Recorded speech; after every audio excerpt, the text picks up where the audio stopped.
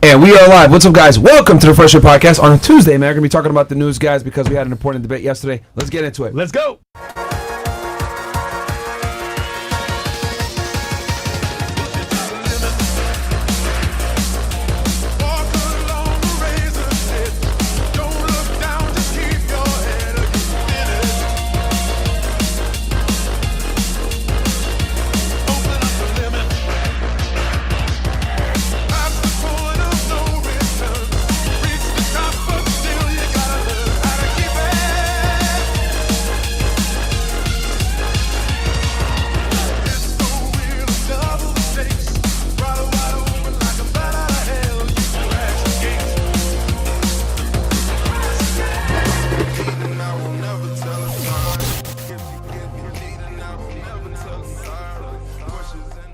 All right, we are live. What's up, guys? Welcome to the Fresh&Fit podcast, man, a.k.a. we're live on a Tuesday. It's been a while since we've been live on a Tuesday.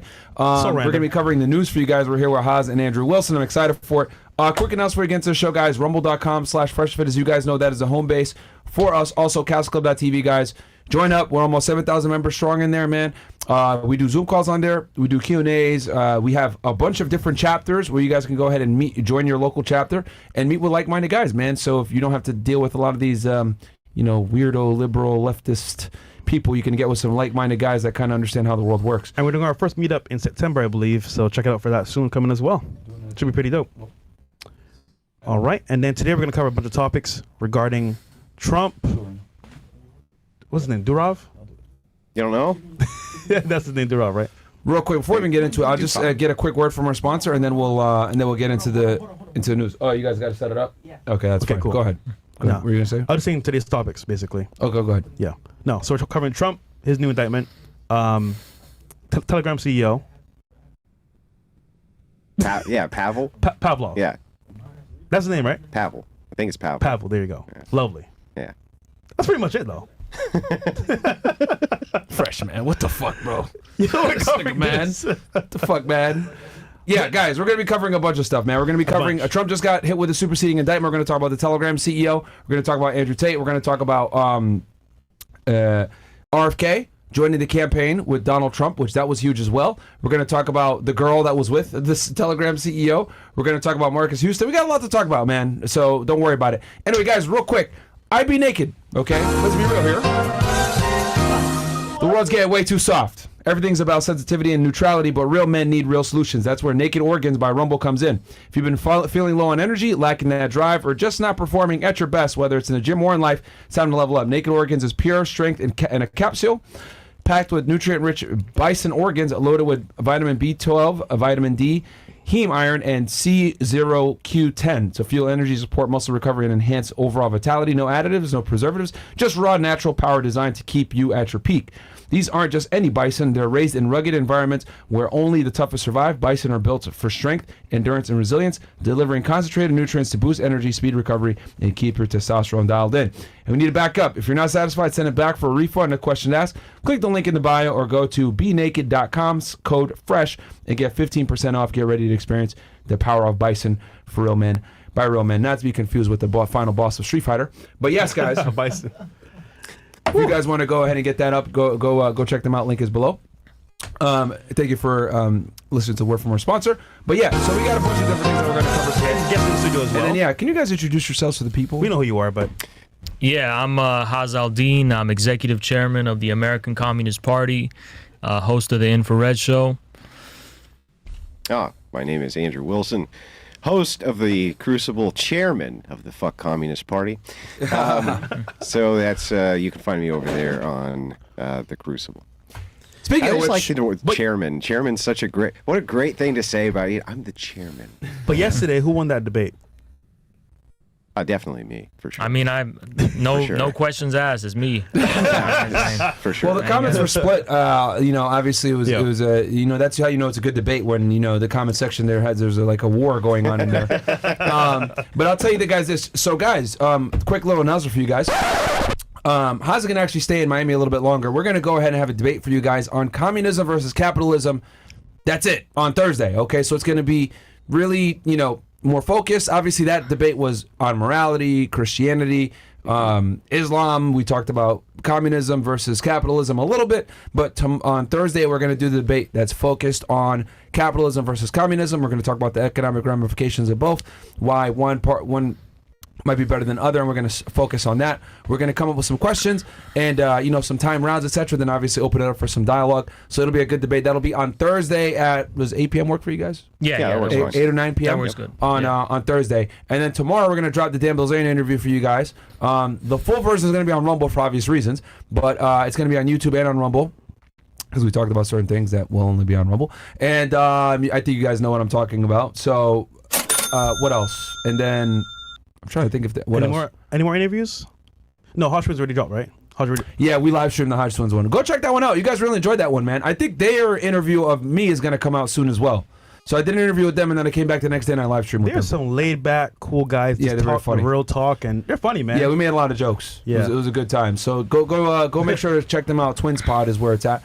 But anyway, we'll open up with the first story. You can hit up the Trump indictment first. Yeah. So this is crazy. Shout out to Laura Loomer for breaking this. She's always real quick when it comes to breaking anything that deals with Trump.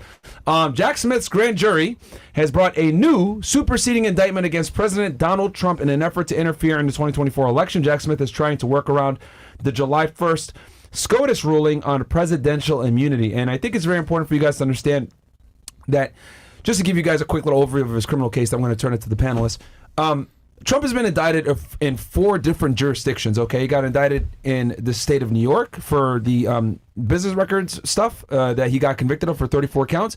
He got indicted in the District of Columbia, as you guys can see here, federally, for these violations that you see right there, conspiracy to defraud, blah, blah, blah, all that. Then he also got indicted in the Southern District of Florida, Miami Division was Palm. Either way, I think it was Miami Division for the documents case, and then he got indicted out of Georgia for the RICO case, for very similar charges to this, when they alleged that he tried to throw the election, and that's when him and all his lawyers got indicted too. Giuliani, etc. They all got indicted. So he's getting charged in 4 different jurisdictions, 2 state cases, 2 federal cases. If I'm not mistaken, the case down in Florida has pretty much been thrown out. Yeah. The judge said that there was no basis to appoint Jack Smith to charge him in the first place, so therefore it's unconstitutional.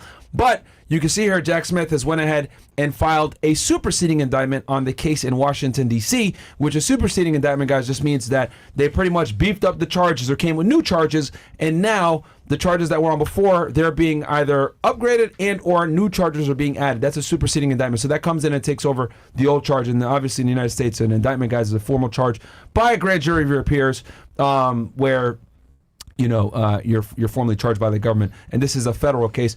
I've explained how the grand jury process works and how you get indicted in the United States before. If you guys really want me to explain it again, I can, but I'm going to turn it to the panels here, see what their thoughts are. Yeah, so it's no shock to me. The Democrats will continue to throw everything they can at Trump, and anytime you look behind any of these indictments, by the way, it's always Democrats who are behind them. They're always pushed by leftists, and most of the charges are usually bullshit. Almost, I would say, every single time they're bullshit.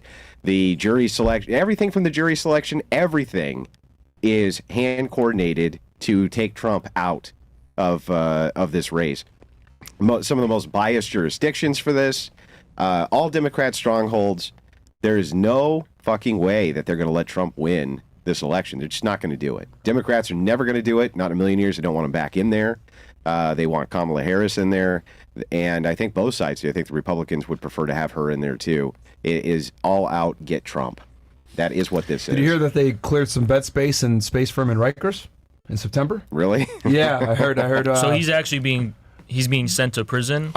There's a high likelihood for the New York case where he got convicted for the false business documents. That's scary. That they were clearing space for him at Rikers. Well, you have to think about it. I don't want to get too paranoid and too conspiratorial, but would that really hurt him that much, or would that? That's a good question. Because here's the thing: Trump right now, he's very low energy. He's very old news. He's very he's lost his edge. And a sitting president running from prison, it's like that brings some new excitement to it. It could reinvigorate his voters. It could make him more appealing to people. I think it'll help him. I think so too. I think him going to Rikers will help him, if anything. But that's why I think it's not going to happen. But will it help enough though? I think with Trump where he's at right now, his reputation is ruined. And let's say, for example, the majority of voters are going to be women. They're going to say, oh, he's a felon, even though they don't know what's going on completely. It's like they're going to judge him based off of these charges alone. And it's like, at that point, who's going to vote for him? I mean, like, obviously people that conservatives were before. And but if Trump's in prison, it'll limit his access to media. Yeah. And the one thing that the media establishment fears, and they've talked about this many, many times, the media blames themselves for Trump winning the first time around. Because he got billions and billions of dollars in free advertisement, even if it was negative journalism against him. Everybody was always talking about Donald Trump. It was very entertaining. People enjoyed watching it. The media blamed themselves for this. And there is a very real fear, and they talk about this, of Trump kind of igniting a media firestorm again, where these people just cannot help themselves but write story after story after story about Trump. And he has not thus far been able to capitalize on that political advantage, I think because he has really bad advisors. But he could. He could start the and stuff. Yeah, he could start the rallying again, and he could say some inflammatory shit, and every media everywhere would be writing about this guy, giving him that same kind of boost that he had, during his original election. I'm looking at the average voter's mindset, and they're going to think to themselves, this guy's a criminal. I don't want to rule over this country. I think he's a bad person. Just because he's charged with these charges, right? My thing is, like, the majority of voters are going to be women. That's the crazy part. I think the issue with Trump this time around is that, first of all, the things he said in 2015, 2016 were unprecedented for a serious presidential candidate, at least in this century, like in terms of, I'm sure there was crazy presidents before and saying like outrageous things to the public's, at least to the public's sensibilities. Andrew Jackson was one of them, wasn't he? Yeah, that's what I was crazy. That's literally what I was thinking Not sure of. Not sure I'd say he's crazy. Well, he was different, right? No, he dueled and killed people, right? That's what I'm saying. He was one of the first presidents that would, if I'm not mistaken, it was Andrew Jackson. Sorry, go ahead. Not every president was like clean cut in a suit. Wasn't that Alexander? Yeah. Wasn't that Hamilton and Burr? Let me look it up. I think it's Andrew Jackson. Well, put it this way. In the post-war period, let's say, I don't think, maybe Nixon's an exception, but even then he was very tame. Trump, he was a reality TV host. He was saying all of these things that were super politically incorrect at the time, and everyone was just shocked by it, right? The shock factor's gone, I think. Mm-hmm. I think if he would have said the same thing that he said in 2015, 2016 right now, it's not going to have the same effect because we're already accustomed to it. We've already endured 4 years of Trump. Now, here's what I think, though. He could have a chance of winning, I think, this is my opinion, if he understood what exact base is actually going to get him elected. And it's the base that cared about things like NAFTA. It's the base in the Rust Belt that cares about trade. These people are very politically apathetic a lot of the times. But he managed to mobilize them and get them out to vote in 2016. The blue-collar working class in the Midwest and elsewhere. And for some reason, he's not aware that that is what actually got him the presidency in 2016. And this time around, he's not really... He's more moderate now. Well, he's a typical Republican now. He's calling Kamala a communist. That's his edge now. What that's like some shit we would get from the Tea Party or from Mitt Romney or something. It's like he's not in any his way. Advisors are they really are screwing him over because Chris LaCivita is and you make a valid point that we do want the 2016 Trump. That's what we want. We want this guy to be out there saying, no, build a wall, right? Build the wall. Throw the illegals out. Screw these people. Well, empty the swamp. Empty the deep state, right? Let's get into that. He's not doing that. What his advisors are telling him is, look, the Republicans don't have the numbers. They don't have the numbers anymore to win elections. Objectively, that's kind of true. They really don't have the numbers anymore to win elections. So what he's trying to do is he's trying to do what all Republicans before him have done and open this up into big tent republicanism, move towards LGBTQ, move more towards the female vote. He wants to mobilize that female vote, and he wants to mobilize it in a big way. I think the problem with Trump, the reason the Trump phenomena of 2016 will never come back. I think it's had its due. It's done. And the reason for that is because he has a lot of explaining to do as far as why it is during his 4-year presidency he basically sold out. He staffed his entire administration with swamp creatures, Bolton, Pompeo, and others. He didn't really deliver. I mean, you talk about the trade policies and other kinds of things, and yeah, there was a degree of prosperity people felt before COVID. But at the same time, Trump was very domesticated and very tamed during that administration, and he's even doubled down in that direction this time around. And in 2020, he failed. Well, he was hamstrung. They did everything that they could to hamstring him. They had false investigations, multiple impeachments. Yeah. The guy was not allowed to do a fucking thing. Anytime he moved any type of policy forward, there was a collaboration to destroy his entire life. Every single time. How are you going to impeach this guy under 2 false impeachments? 2 false impeachments they knew wouldn't go anywhere, just to drag the circus along to stop his administration from moving forward the legislation that he wanted. The guy was totally hamstrung. Many political pundits at the time were saying, even Democrat political pundits, man, they really just need to leave this guy alone so that he can at least try to move some of these changes forward, and then you can criticize him on the changes. Well, to your point, I think the Trump back in 2016 gave shock value, and he actually gave people what they wanted, which was a change. He's only different. He had that appeal, and he was, like you said, shock value. But he's been through a lot. You said earlier, bro. He's been through a lot. I mean, any human being that's been through what he's been through would probably either commit suicide or even say, you know what, I'm done with this shit. I'm over it. So by default, he's going to be a different person because he's been through a lot. Now, granted, though, people do want the old Trump of 2016, but with that where nowadays, I don't think so. Well, yeah, I mean, if you're Trump, look at it from Trump's position. You're multi-billionaire, right? And you were kind of beloved by the population before you ever ran for presidency. Nobody was out there calling Trump a racist or a sexist or anything before the election. He was kind of known far and wide by almost every celebrity. They all loved him. They were all good, close friends with him, this type of thing. From his perspective... The Apprentice was huge in the 2000s. Yeah, from his perspective, he goes, yeah, fuck this. I'm going to go enjoy my billions and humping Melania every day, and fuck all you people. You almost can't blame the guy, right? You almost can't blame the guy. You know, the issue, though, is that he was faced with a choice. Let's just say being charitable. He realized he's under attack from all directions. So what does he do? He doubles down, or he doesn't double down, sorry. He focuses on the allies he can make within the Republican establishment in order to protect him. That's always been his strategy. But I think he should have taken more risks. He should have tried to cultivate his actual new movement more, because the MAGA voters in 2016 were not your typical Republican electorate. It was a new type of political beginning. These people used to vote for Obama, actually. A lot of them used to vote Democrat. They weren't really classical Republicans in a traditional sense. He didn't do enough to cultivate that politically. He didn't do enough to kind of get these people in administrative positions and appointing them and so on and so on. He instead opted for making alliances with the Republican establishment, which he's really, I mean, especially now he's faced the pressure legally, he's really doubled down in that direction of really like trying to he had an impossible task going in, that he needed the Republican establishment to help him push his agenda forward. He had to have that. And whoever he brought into his administration was not going to have the same type of political power as the establishment who was there. These are the same guys who have been putting what you would call the deep state, which is just lifelong officials, which are in appointed positions. The current Congress knows who all of these people are. Many times they appointed them themselves. He needs the establishment, which is there to move his agenda forward. He needed that. So he was trying to make deals, cut deals with them, because that's what he is as a deal maker. How could he have brought in his own people into these keynote positions? He still would have had to work with the establishment. He should have done the absolute most. Maybe this is going far beyond the pale as far as what he even understood his mission was. He should have done the absolute most to cause as much chaos as he possibly could while he was in that administration. I think that was mission accomplished.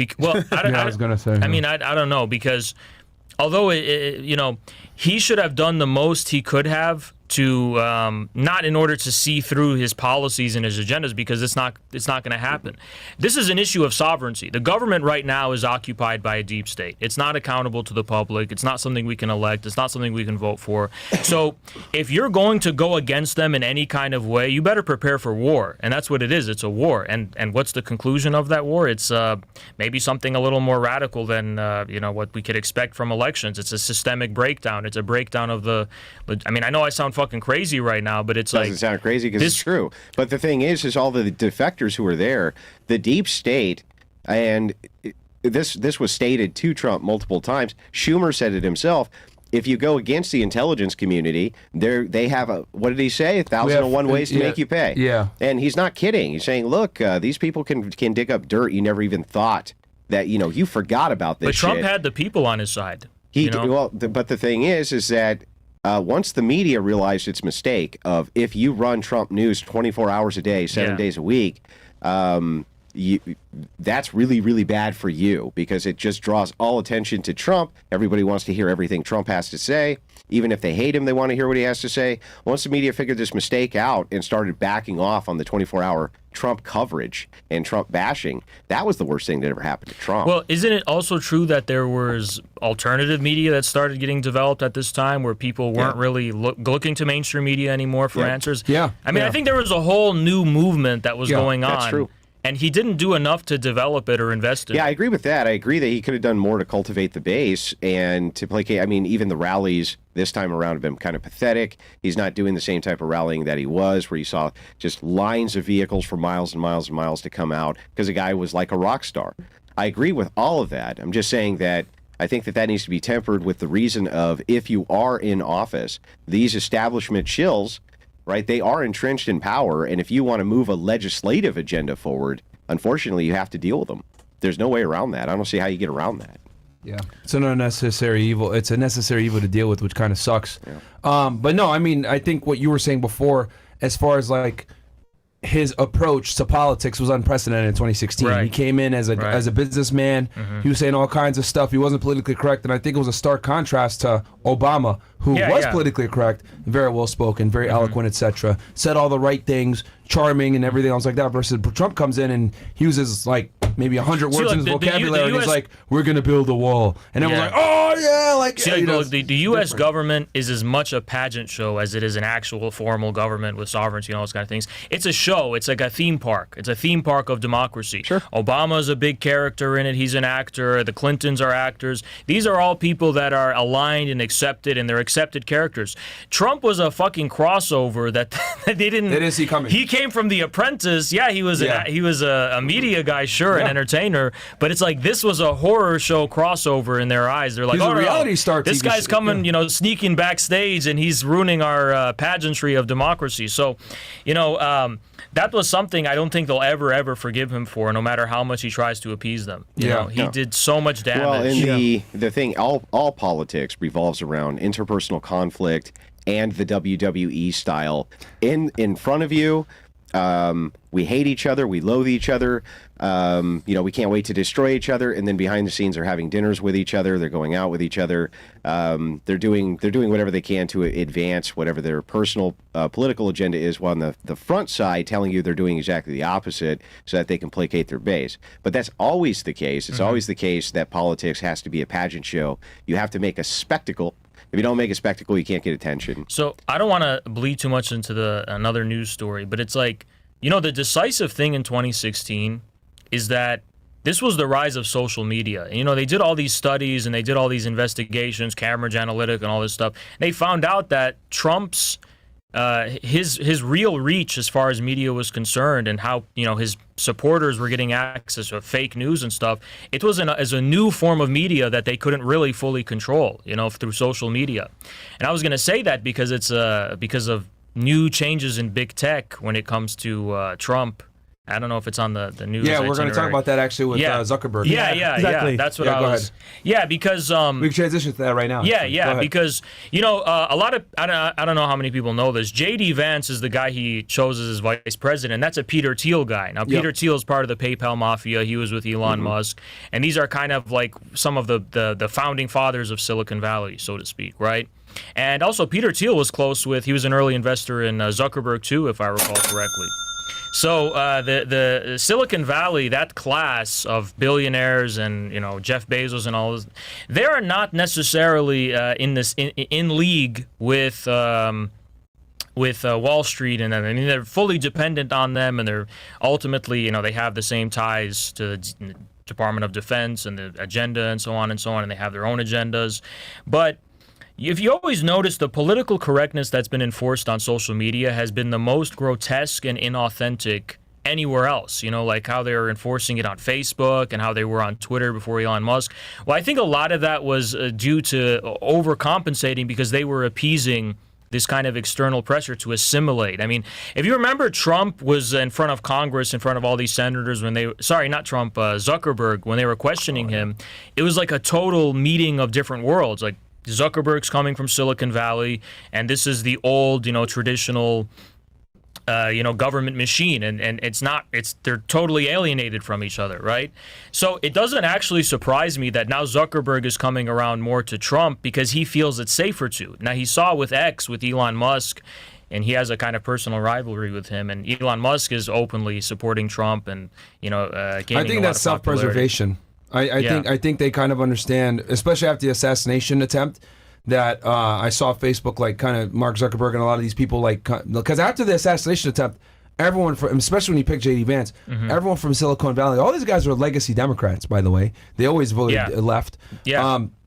They all jumped on the Trump train because I think to them, they're like, okay, we're going to be able to be better preserved with Trump on our side and we'll donate to the thing. And also, I think it's because of a lot of them are Zionists and have heavy support for Israel. That's true. And they knew that he would go ahead and give them what they need. So I think two parts were self-preservation and obviously his foreign policy with Israel. So, I mean, Zuckerberg, man, I think he's a snake. I think he's just doing 100%. What he needs to do to preserve himself and preserve Facebook. The same with all of Silicon Valley. But it's fascinating though because it's like the whole establishment, all the corporations, all of the media, all of big business, whatever, they're all rallying around Kamala.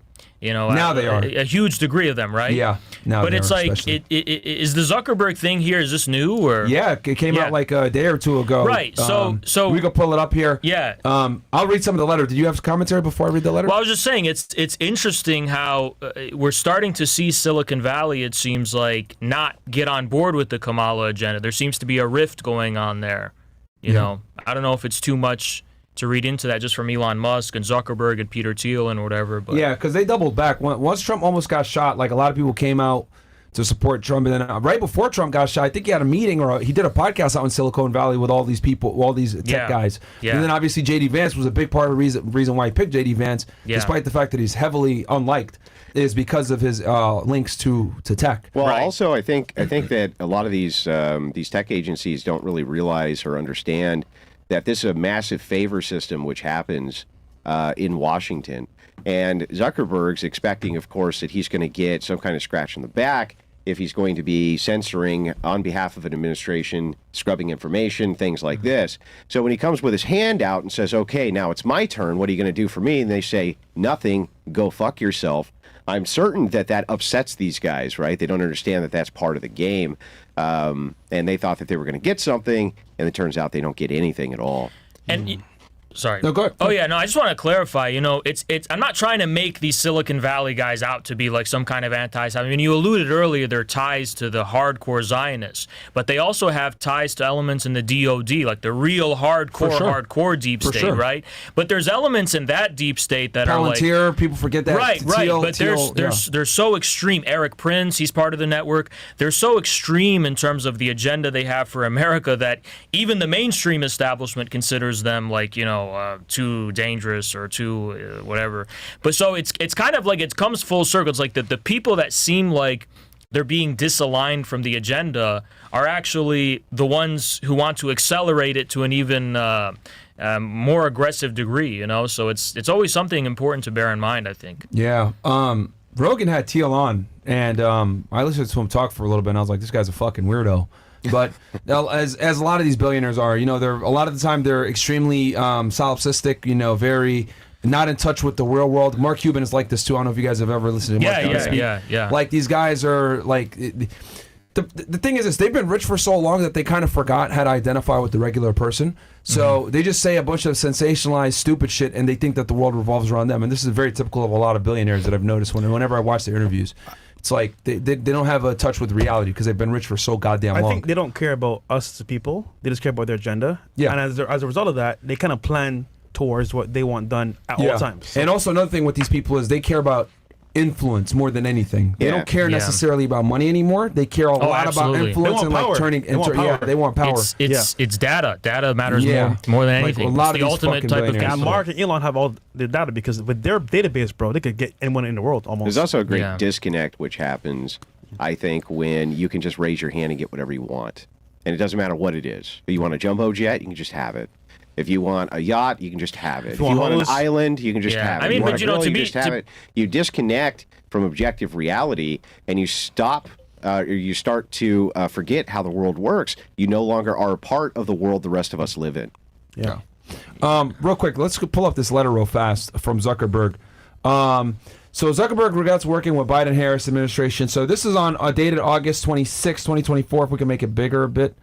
And I'll just read some of it. I'm not going to read the whole thing. 8 million views. That's crazy. Yeah, it's wild.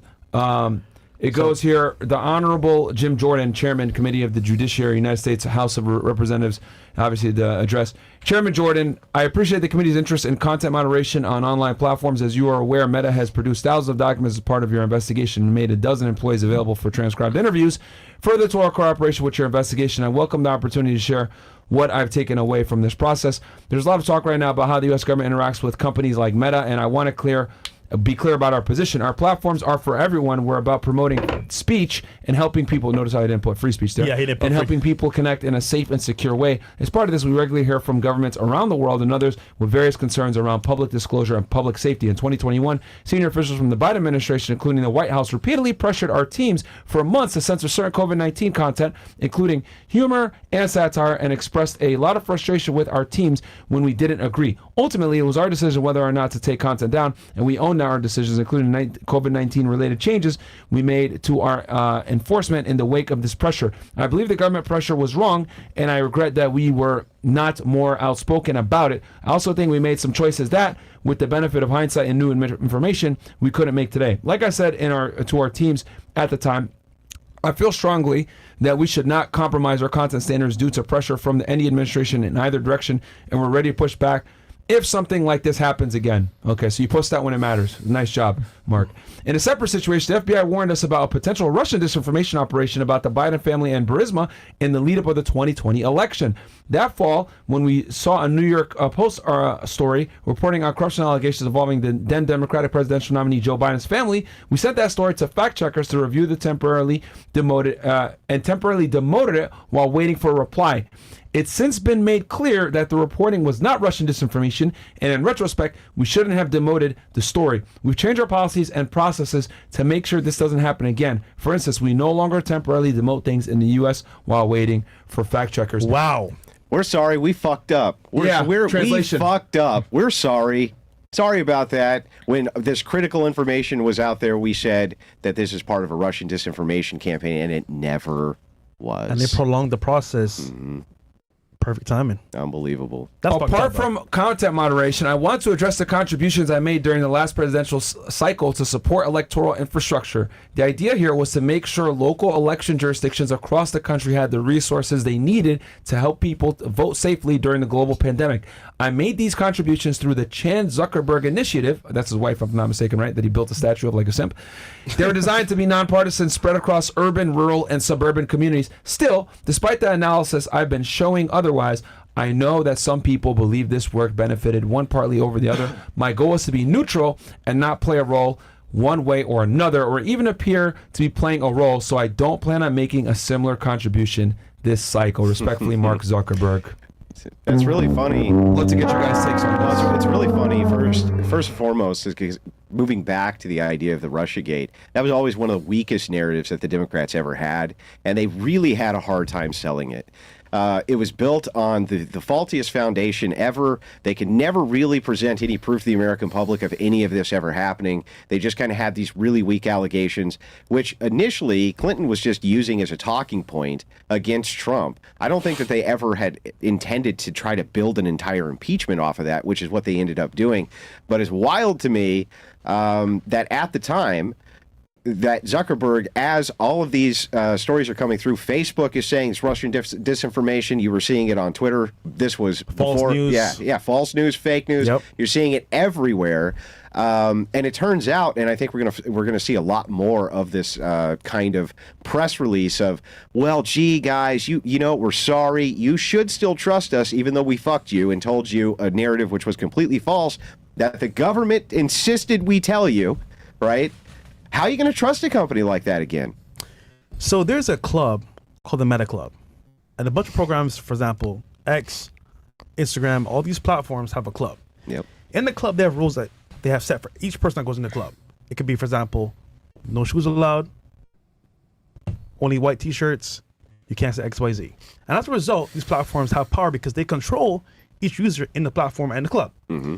Which means, by default, whatever they set as the perfect agenda for people to follow, you have to follow. So, but if you don't follow it, you're either canceled or deleted off the platform. Right. And this is another example of them censoring real information because they were pressured by the government to do so, which means fake news all over. So one thing I find interesting is that, you know, in the post-war period, all of the press, the mainstream press in the United States, and especially with the rise of cable television and whatever, it was all really controlled by the government, or we should rather say the deep state. You know, it was in coordination with the CIA that made sure that the news cycle did never disalign with the agenda of the state, the government, Correct. or whatever, Yep. right? So there was always a kind of understanding at that level that the media people are consuming, the information people are consuming, and is spreading is compatible and aligned with the agenda, Yeah, right? you're talking about the synergy. Yeah, It's like- yeah, Right. It's a synergistic relationship. So here, Zuckerberg is saying we want Facebook to actually be independent. You know, we don't want to be involved. We were going to take precautions within our company so that we don't have to directly listen to the government or whatever. And if it happens again, right? But I'm kind of torn in terms of whether I should just be cynical and say, okay, he's trying to deceive people. I'm not sure. I'm not sure if that's because he understands Facebook is a lot of it's used by older people and it's used by a lot of the people who might lean more conservative, or is there really a rift that we're seeing between the traditional kind of, you know, state machine that was built after the Cold War and these kinds of new forms of technology and information technology that were built by the kind of military deep state? Is that rift actually happening? well, I think there could even be a simpler explanation than kind of this dynamic power struggle. It could really just be that the government is costing these companies a lot of resources with their endless inquiries and their kind of cloak and dagger bullshit. And so, as Zuckerberg points out here, we allocated all these resources to this. We had various people working on this. It cost us a lot of money. What the fuck are we getting here out of this? And it could just be as simple as we want to create some distance between ourselves and the government because it just costs us a lot of money to deal with the endless paperwork and inquiries and nonsense that they're asking us to do. It may not even be as complex as we're trying to distance ourselves from these political administrations based on some value structure. It could just be purely profit motive and purely financial. 100%. And, you know, it's clear. I mean, we've seen it. I mean, I don't know if it's a show. Again, how conspiratorial do you want to be? But it's like we saw. I got something to say after you guys are done. We're going to have to switch the rumble, though, when I say what I'm going to say. But I got something to definitely say after this. We saw Zuckerberg, you know, in his hearings in Washington, and that he was like a space alien. I mean, aside from the fact that he's just like extremely awkward and autistic or whatever. Reptile? Yeah, he was just like he was coming from a completely different kind of milieu than the traditional government, the traditional power structure. And I think that there's something to investigate as far as like, has Silicon Valley prepared us for a new structure of statehood, a new machine of statehood? Is that necessarily going to be a good thing? You know, that's what we have to ask, because although it's opposed to the Democrats and although it's opposed to Kamala and so on, do they have something lined up for us that might be, even potentially worse? Doesn't this lean into the kind of Torba idea of what he calls the parallel economy? And with a parallel economy is going to come a parallel government, right? So if what's going on is these alternative forms of media are beginning to gain independence, and they have their own platforms for streaming, they have their own ways to collect monies and revenue, and they have their own products that they're selling, that is a parallel economy. Yeah. There's no doubt that that's a parallel economy. Wouldn't that necessarily have some governance around? I think it would. It's a new niche of political power and state power and sovereignty. It's an unmarked territory of sovereignty, and the digital sovereignty we'll call it maybe. Yeah, but and the traditional form of state sovereignty has not really been able to assimilate it. So well, it doesn't have the mechanisms yet. It hasn't caught up with the technology, right? That's exactly it. Yeah. Yeah. At least not yet. Not yet. It will. It will eventually. Yeah, it will. Yeah. Well, I think it already has in the sense of the deep state. This is coming from ultimately the military from a long time ago. But the traditional form of sovereignty, Congress and the Senate and all this, all of these other kind of superficial bureaucracies. To what extent is it going to have to be totally kind of swept up to accommodate and adjust to it? Well, they want full control, so at some point, everything's going to be controlled. What you could post, what you can say, what you can't say. And then either you end up in the gulag or you're shut off. So. Well, and also, we'll get to that story later, but it ties in pretty well to this, too. It does. No, what did you want to, you don't want to say it? Or? Oh, I was just going to say this ties into the Telegram. Oh, the Telegram story as well. Yeah. Censorship at its finest. Okay, so real quick, let's switch to Rumble real fast for like a minute, because I have something that I want to say that I know I can't.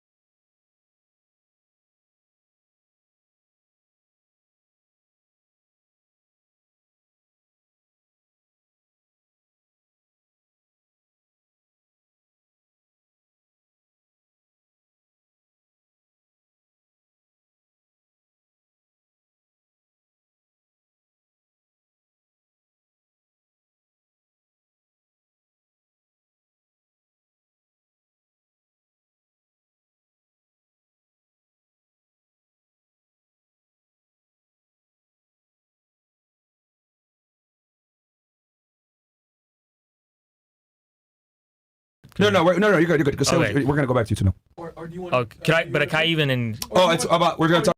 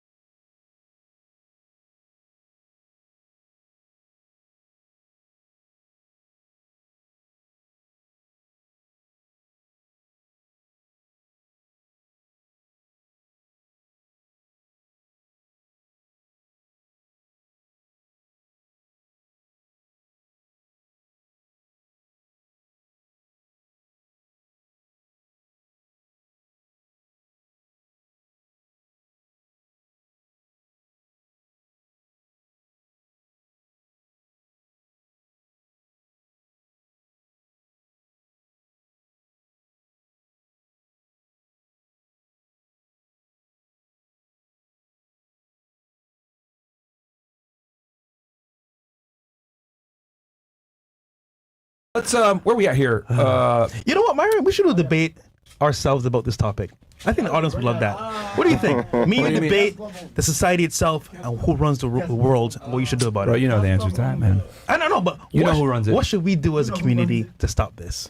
Bro, the people are learning, man. That's what matters. The people know, and more people are waking up. They're learning. Good idea, What's gonna happen though. to you? That's a good idea, though. Hey, man, if I die in the process, I die in the process. What? All right. Okay. So, what do we got up next? Telegram. Yeah, Pavlov, Telegram. right? Yes. So That's recently, the next story. the CEO has been abducted by the French president, and a twist of events happened where he was called to be at dinner with the president of France, but all of a sudden, magically, he gets to the airport on the plane and is greeted by who? The police of France. Let's get to the article. All right. So, and actually, he was with a girl, which I'll talk about this too, because I do think that this girl had a You think place she was a in him thought? getting jammed up. Well, typical shit. We'll cover it next. But Pavel Durov said that he was lured to France by President Macron, which we all know about his wife. Some questions there. It turns out that the French president invited Durov to dine together. Pavlov told about this during interrogation by the police. The French newspaper Le Canard, did I pronounce that right? Canard Shine claims. But instead of lunch, Durov was met in France by local police. Macron did not officially confirm this, but local politician Florian Philippot said that this was quite in the spirit of the French President.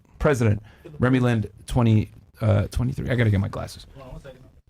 So, just off of that piece alone, isn't that almost like a perfect setup? The Yes. president of a country says to you, let's meet for dinner, Me for Nobu, nigga. discuss some things about, the current society, maybe even your platform, maybe working together on some different bases. You're like, you know what? All right, this is the president of a country. He got my back. He's my boy. I'm going to go meet him real quick for some dinner, talk some business. But before you know it, though, you're caught up in a storm of police and arrests. Well, what's really interesting about this, especially with Durov, is he's not being charged for doing these crimes himself. Yeah. They're not saying you did embezzlement and you did what is the list of crimes? Terrorism, cyberbullying, huge laundry list of crimes. Pedophilia as well? Yeah, they're not accusing him of doing any of that. They're just saying that there's people who are on the technology he invented who are doing that. Yeah. As though somehow he's responsible for that. This is the same type of argument that gun control advocates often use when somebody goes in and uses an AR-15 in a nefarious way. And suddenly they're going and saying, the gun manufacturer needs to be held responsible and sued into oblivion and this type of thing because their technology is being used. This is bullshit. The fact that the French kind of brought this guy in under false pretenses and then arrested him on charges which had nothing to directly do with him. They're not charging him with any of this. They're just saying this stuff happens on your platform. So what? So fucking what? And it's designed, in fact, to be encrypted so that people's communications are not. That's what the whole idea of Telegram is the encryption. Yeah. So this is used by governments. It's used by all sorts of different people. Macron himself has the Telegram. trans mafia. When the trans mafia was all over Telegram, organizing to take down various content creators and take down various people who upset them. And when Black Lives Matter is using this technology, when actual terrorists or leftist terrorists are using this technology, nobody gives a shit. Now it's good technology. But if right-wingers are organizing on it, and I guarantee you that's what the laundry list of charges is going to show. So right-wingers are getting together and saying, well, we don't like the Muslims in UK anymore, right? That's what it'll be shit like that. But when the trans mafia uses it, they organize for their nefarious shit. That's fine, right? So yeah, it's totally. Actually, what I've heard is that, and don't quote me on this because I'm not absolutely certain about it. It's just something I've heard, is that Telegram was actually being used very prominently in Russian military operations in Ukraine. So that if they actually have access to Telegram and they're able to affect it or shut it down or something, that could actually severely affect the war in Ukraine, actually, and Russia's military efforts. And that to me makes the most sense as far as what the motivation behind something like this would be. You know, Andrew, you had a good point. And just real quick, just out to your point, you mentioned he was being charged for things he didn't do on his platform, right? Yeah. Imagine if we made that into America. Mark Zuckerberg, Adam Azari, all these people would still be tried for the same thing he's being tried for. They have. So I was going to say something about that. RFK talked about this with his interview with Tucker literally yesterday, which we'll talk about RFK here in a second. Yeah. They get protection. That's why they cooperate. But just so you guys know, by the way, this is actually very important. The reason why these pussy-ass social media platforms cooperate so heavily with the government is because they get a certain protection where if you publish something on their platform that breaks the law or anything else like that, they're not liable, and they can't be charged or sued, right? And it's the same protection that a lot of these newspapers enjoy as well, with like the New York Post or whatever it may be, where you can't sue them for publishing certain stuff. So social media platforms get this. That's why they cooperate so much with the government, because they don't want to lose protection and be held liable or held criminally liable for anything that someone on their platform publishes. Yeah, so right. that's able to protect themselves. But here's the thing. Good. Foreign governments, they don't have to adhere to that. So the thing is that why is it then, if he's being charged for all of these things because the organization on Telegram, when Mark Zuckerberg goes out to France, they're going to arrest him?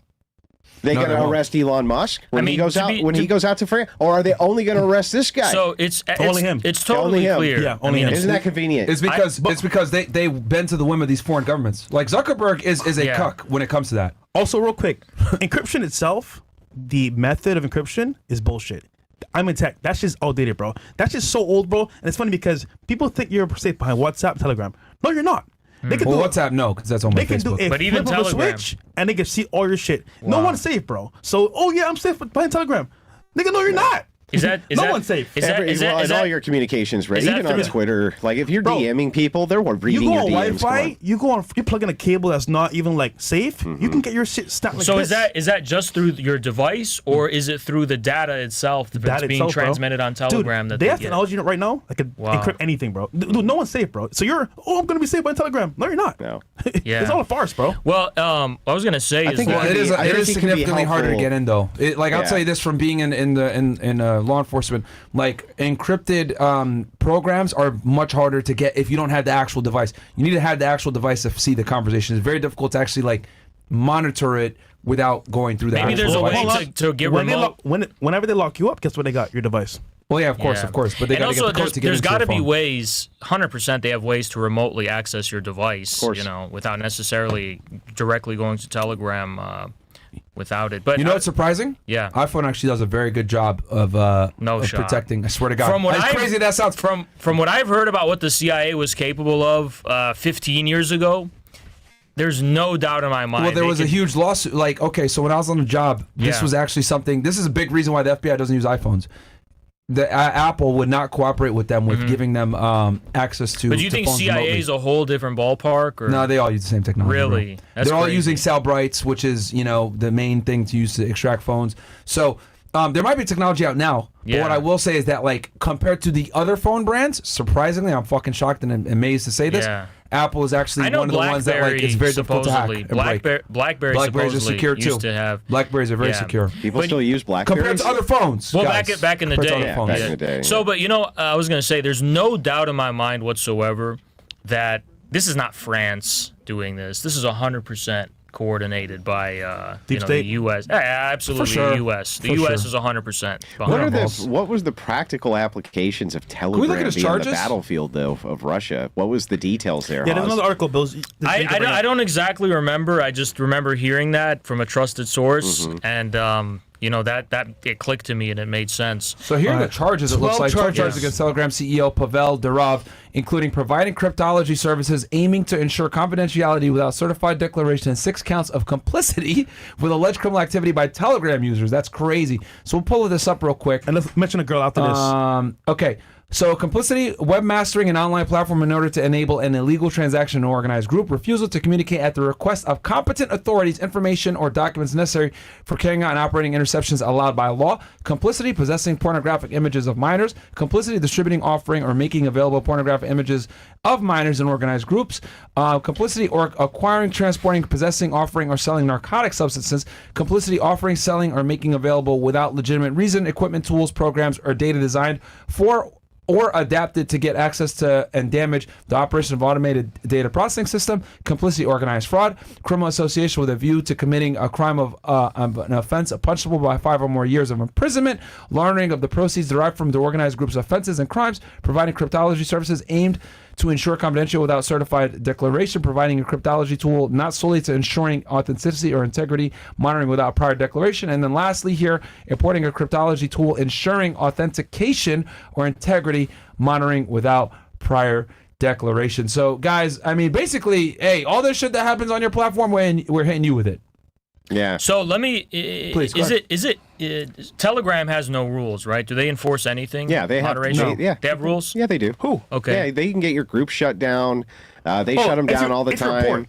Yeah, they do. They have rules for because Telegram's not just a two-way encryption service anymore. Because how it works legally, it's become more of a social media platform. Because how it works is that if you're a social media platform, you can actually be criminally liable for illegal things being done using your platform, right? Or well, it depends. There's, I believe that there's 2 ways that this can be done. One is you have immunity based on some criteria, or you don't have immunity based on other criteria. But I'm not sure how it works. Like, do they have a duty to actually enforce content moderation? But hold on. To your point, though, I'm not sure. I'm not sure. I think that this depends on where you're at. So this is why I think what'll happen. I think ultimately what's going to happen is these, tech leaders, Silicon Valley leaders, people who have new technologies, start getting arrested in foreign nations because they can't possibly comply with all these global laws and regulations from each and every country on planet Earth. I think there's going to end up being a universal Bill of Rights. And this is why Rumble shut down in France, because here's the thing. And this is the thing. Like, so this is where it's getting right. It's getting to a point where other countries don't observe freedom of speech like we do. We're very fortunate to have the First Amendment here in the United States, but in Eastern Europe, especially these former colonial powers, which is kind of funny, they're pussified now. They're run by weak leaders that don't necessarily recognize free speech, etc. So for them, they look at it like, okay, these American companies that facilitate free speech, we need to somehow monitor these people. Now, Instagram, Facebook, etc., they're probably bending the knee all the time, giving them whatever they want, whatever it is, right? That's why I think WhatsApp now is compromised, because Facebook runs it and they've given their information, right? They're not necessarily an encryption service the same degree as Telegram, which is a big reason why Telegram is so popular. It's precisely because WhatsApp used to be the one that everyone used, but now everyone uses Telegram and Signal.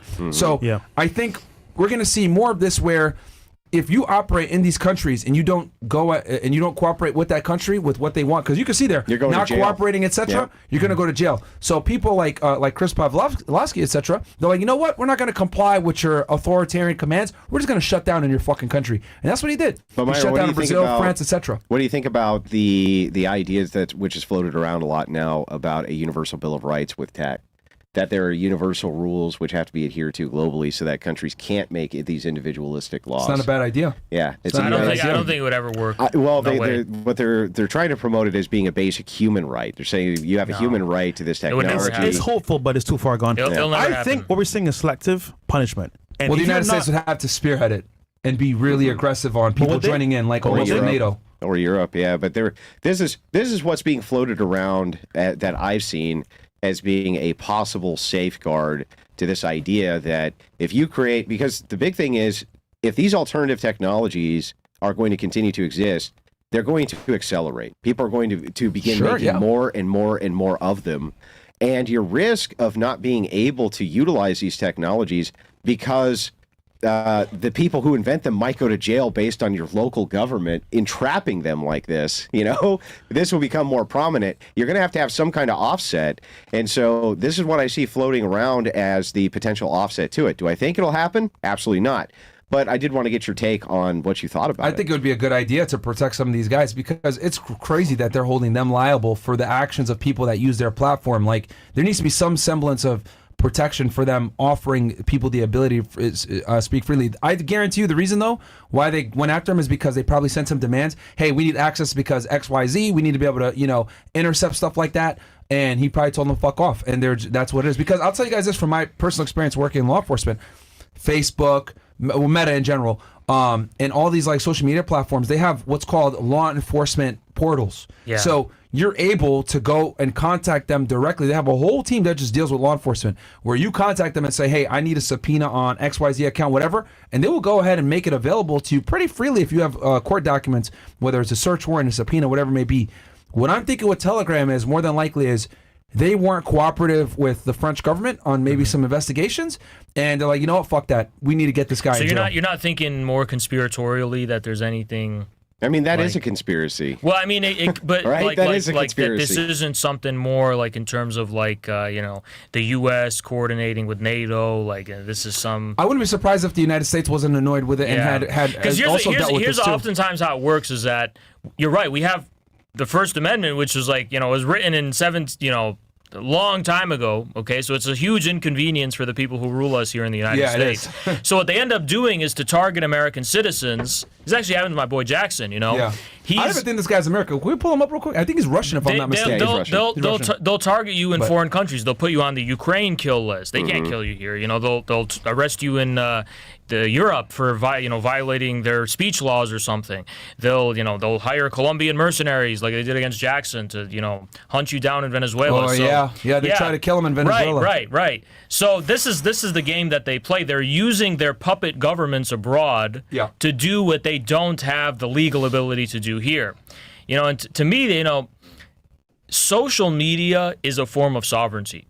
And people critique China's censorship system and stuff that they have. They only allow their own social media companies to have a foothold there. But it's like, if you want to be a sovereign government that's independent, I think that social media companies should actually just be treated as an extension of the state sovereignty, honestly. Europe doesn't have its own social media. It's India doesn't, a lot of countries don't. They're totally dependent on U.S. big tech. And Telegram... Now, but Telegram, how would that work though for the adoption of these technologies? What do you mean? Well, because people own them. Like people have ownership of these technologies. Wouldn't you mean essentially that are patented? Yeah, wouldn't you essentially have to steal these technologies in order to do that? Well, it depends on how much you care about intellectual property. I personally don't care about it. So just steal their tech and adopt it for your state. Yeah. Okay. So, but no, I was saying like communists and ownership is just this. Yeah, intellectual property. Come on. Anyway, the government owns this now. It's not yours. Yeah, it's not yours. Yeah, but Telegram, I think that actually a Russian company that's in Russia? Yeah, it is Russian. It's Russian. Yep. It's a Russian company. But I think this is at least the person who invented it's Russian.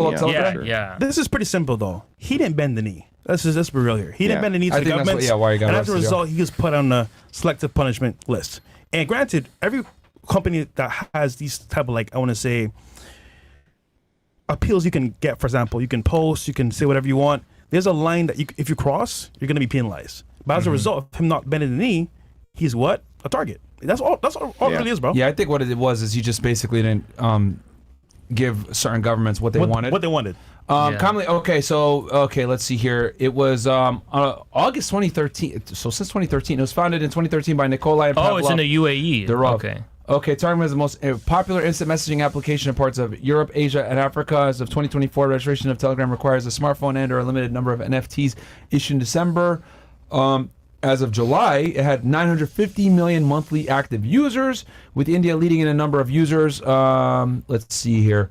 Where's it based out of? Is it headquartered in Tortola, British Virgin Island? That's legal domicile. Oh yeah, that's clever. Dubai, United Arab taxes. Bombocad.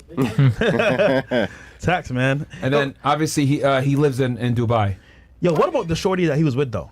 We could go to her real quick. I actually posted about this. This, if you go down, I don't know if it was going to say, this doesn't actually tell us if it's connected to the Russian government. Let me see this. St. Petersburg. I don't think it is, bro. We could click his name. You don't think it is? Okay. I think because Putin wanted to get control of it and he didn't want to do it either. Click his name. Click Pavlov's name. I heard something like that. I think he owns a couple of Pavlov Durov. Click his name right there. It's very independent. I don't think. Yeah, here he is. He's a Russian business executive, entrepreneur, investor. What citizenships is he? Okay, so he was born in the Soviet Union, and in '84.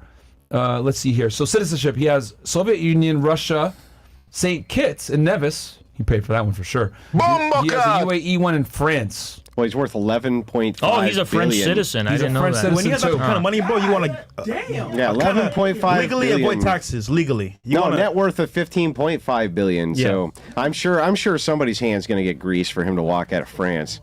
Yeah. I wonder how much passports he has.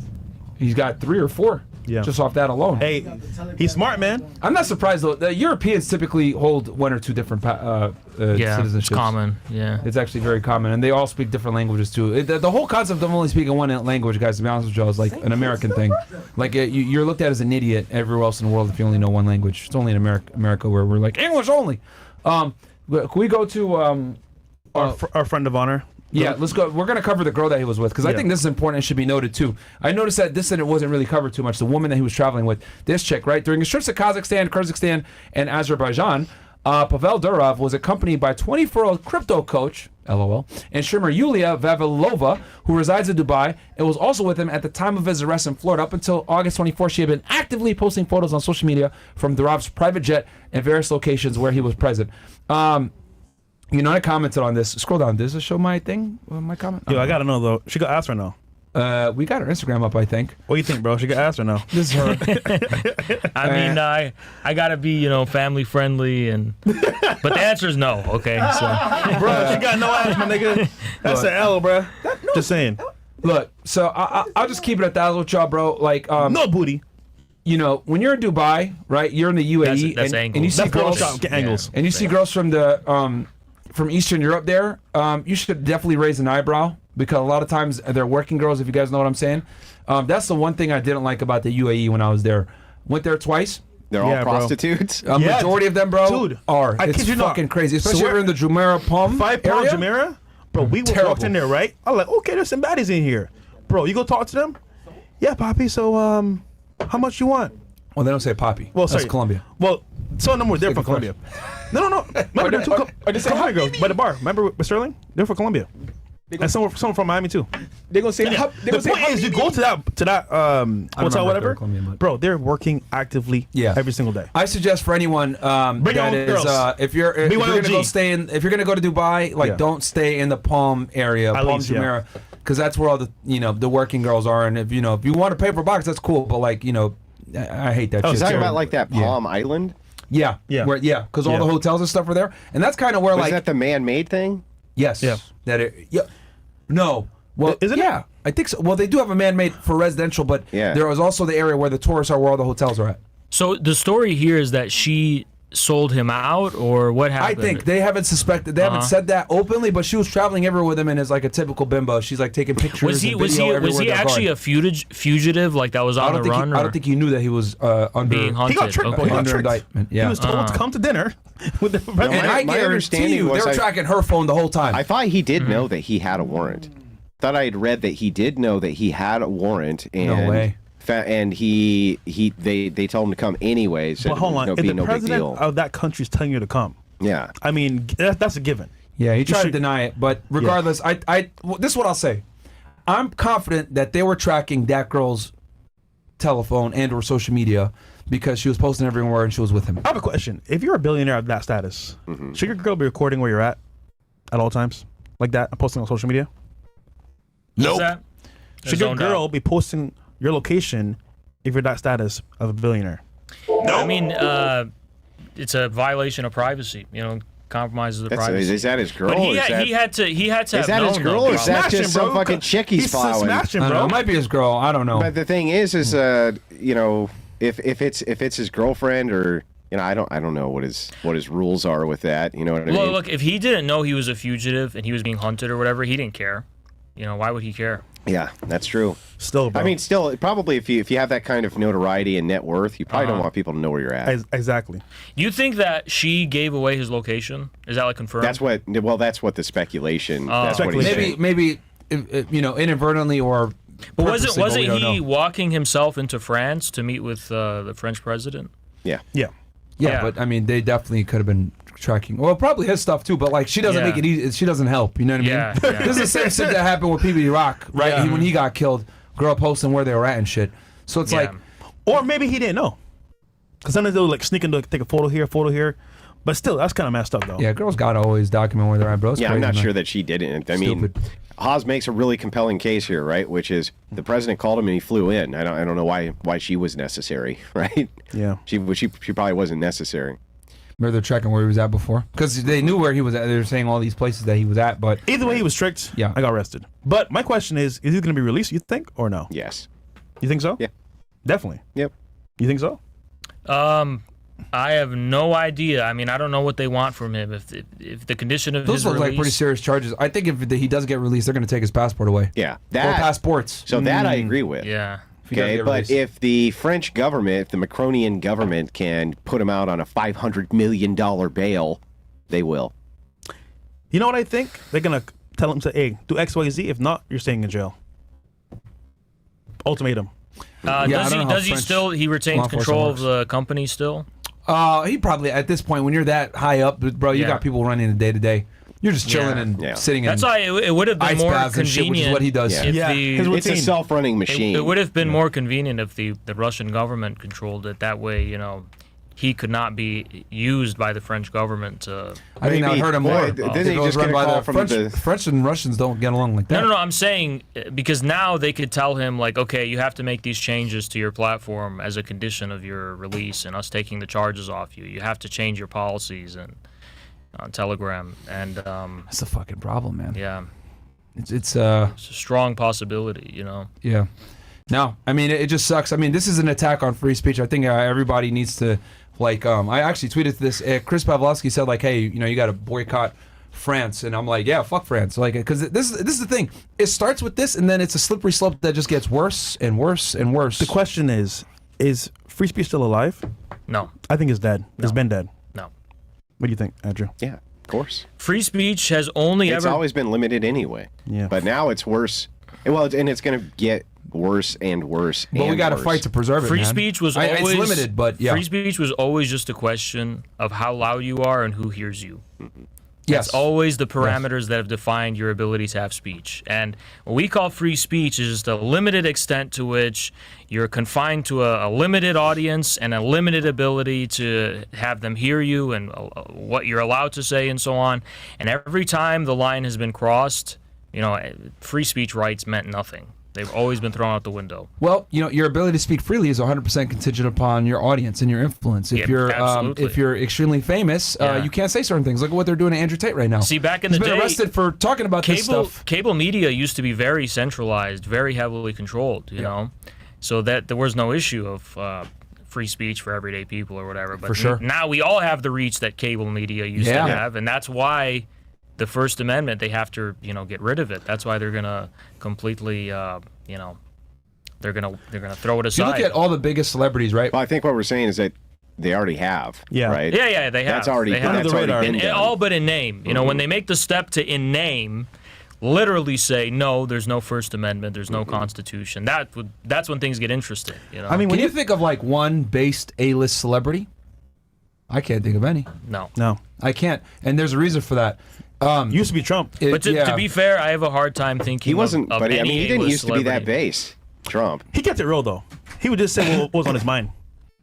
Yeah, but I mean, he was kind of a scumbag Democrat, kind of a typical New York, New York billionaire Democrat scumbag. And then what happened with him was, I mean, that escalator ride really did when he was just like, man, these Mexicans need to get the fuck out of here. Right? Isn't that that was when people were like, they really do need to get the fuck out. These illegals really do need to get the fuck out of our kinda based, country. though. You're right. It's 100% correct. And then he started to see, well, wait a second. Maybe this guy has some much better opinions. But I mean, he didn't always. That's for sure. Okay. Yeah, I mean, you can be based for a period of time, and then they'll shut you down to some degree or arrest you or whatever. That's just what I've realized is you can't be. That's why you look at someone like The Rock, right? You saw him on SmackDown saying all these crazy things, laid SmackDown on you, SmackDown Hotel, all this shit, the crazy one-liners. Then he becomes an A-list celebrity with all these movie roles, starts being like a fucking, like he doesn't have views on anything. Joe Rogan brought him on, bro. Worst interview ever. Like, hey, what's your But thoughts on Palestine? isn't it Didn't say anything. interesting that our government as a country goes around the world preaching free speech and civil liberties and saying, oh, we need to have open democracies and we need to have the free expression of ideas and all this stuff. And then meanwhile, everything is so tightly controlled that, look, this is going to be controversial for me to say. I am 100% convinced that this is probably the most, in terms of restricting speech, controlled country in the world. In terms of how much is done to limit and control speech. You think America on compared to others? an institutional level? I think the UK, bro. Gotta be UK, Canada. I think you get arrested for here's why it's worse. Here's why it's worse in the United States, in my view. It's because when the UK clamps down on it, it's like a legal thing. They do it overtly, right? So it's clear that okay, this person's speech is being limited because it's illegal because the government doesn't want them to say this. But when we're much more manipulated, we are also simultaneously given the illusion that all these celebrities and all the media that we're seeing is actually the free expression of ideas, and that's the content we're getting. I see what you mean. Like the censorship is invisible to it. It's starting to become more visible. Yeah, it's not in your face. But the manipulation is very much like behind the scenes. And so you mean they have to allocate more resources to it. Absolutely. And so if you have to allocate more resources to it, then it's more oppressed even in the. But I think that that's the wrong way to look at it. I understand what you're saying. Yeah. But it's like saying, well, okay, there you have none, right? Yeah. Nothing. So there's no resources allocated to it because you don't fucking get any. And here you get a bowl of gruel. But at least people. Right? But we're going to give you the illusion that it's a steak. It's like, well, there's But here's still the gruel, thing: though, people right? still at least have the benefit of having a better idea of what's going on, though. When you're censoring it overtly, at least I know, okay, this is what's being censored, and you're not allowed to say this, right? But here we don't have that. We don't even know exactly what they want people to say and what they're not allowed to say and so on and so on. We're starting to have a better idea of this now because of the age of social media, and it's a kind of new niche. But for a long time, it's not exactly clear how much we're actually being controlled to us. Yeah, there was an invisible line for a while that we didn't know. People crossed it. Now we're seeing the repercussions of what they did. Well, because there's social media now. Yes. Because now that there's social media, they have to overtly sometimes draw the censorship lines versus before when you had to be on a TV network. I remember back in the day, you had to be on TV to be famous. Yeah. But now, it's crazy? YouTubers are more famous than A-list celebrities. Streamers. Yep. A Kai Cenat could walk down the street and get more attention than an A-list celebrity that's 100%. in a movie that's in theaters right fucking now. Bro, we've never had that before. We were chilling with actors in Vegas, right? Yeah. I kid you not. I got more people hitting me for photos and likes than these people. I'm like, damn, this is an A-list celebrity. Yeah. But then again, it's like streamers and YouTubers are bigger than... But if you look at the biggest streamers and YouTubers, they're bots. No, let's just be honest here. Kai Cenat is never going to talk about real shit. Logan Paul never going to talk about real shit. That's an interesting thing. They're going to be very botted. They're controlled. But that's the interesting thing. It's like the Wild West. Like, how much is done to actually make sure that they're in line? Sponsorships, A lot. money. Well, a lot. But like how much is actually necessary? I feel like if they could wake up at any moment on the flip of a switch, just go live and just fucking go crazy. And that risk I don't think it was as present for any other like celebrity before. Oh, I see what you mean. When the media was centralized, in order to have a big spectacle, you could do something in front of paparazzi or something. You could record a video of yourself and send it to journalists. But you're not going to be insane. But it's like you're not going to be you're not going to be at the movies or on cable TV doing some crazy shit. So for low, can go live. The risk is so high. So like I wonder if they're doing a lot more to keep these people in line. I'll tell you what they do. Yeah. I'll tell you what they do. With a lot of these people, and I've noticed this when we like interview, and I'm not going to say no names, but like they'll have a template of what they're going to talk about. They got publicists. They got people that tell them what they can and can't say. And then the other big thing too is that when they have these sponsorships, big ones, right? Like a Nike or anything else like that, like you have to say certain things to stay away from certain things. I hate to use Kai as an example, but let's use him as an example. He brought Kevin Hart on his shit.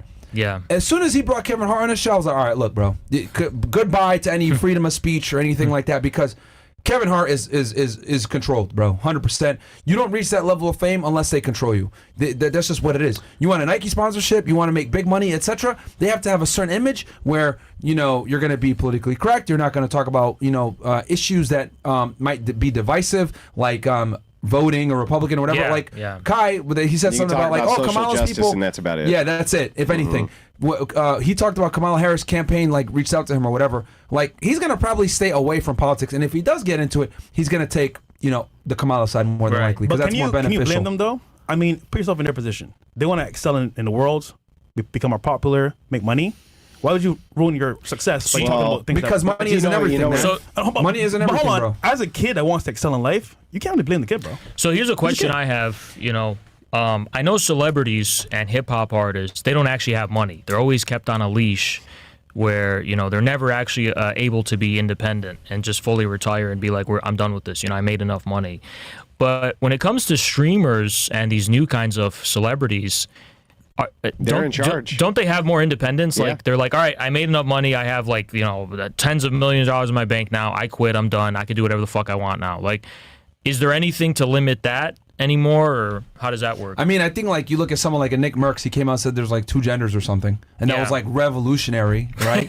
Yeah. And he got a lot of hit for that. And then Dr. Disrespect came out and agreed with him, and then they exposed him. So I think once guys make a certain amount of money, they kind of like are willing to more speak on these like hot button issues. But I mean, look, man, and this is the problem with social media is like what I've noticed. Call me a hater, whatever you want. The people that they push the most, a lot of the times, make idiotic content. Just call it like it is.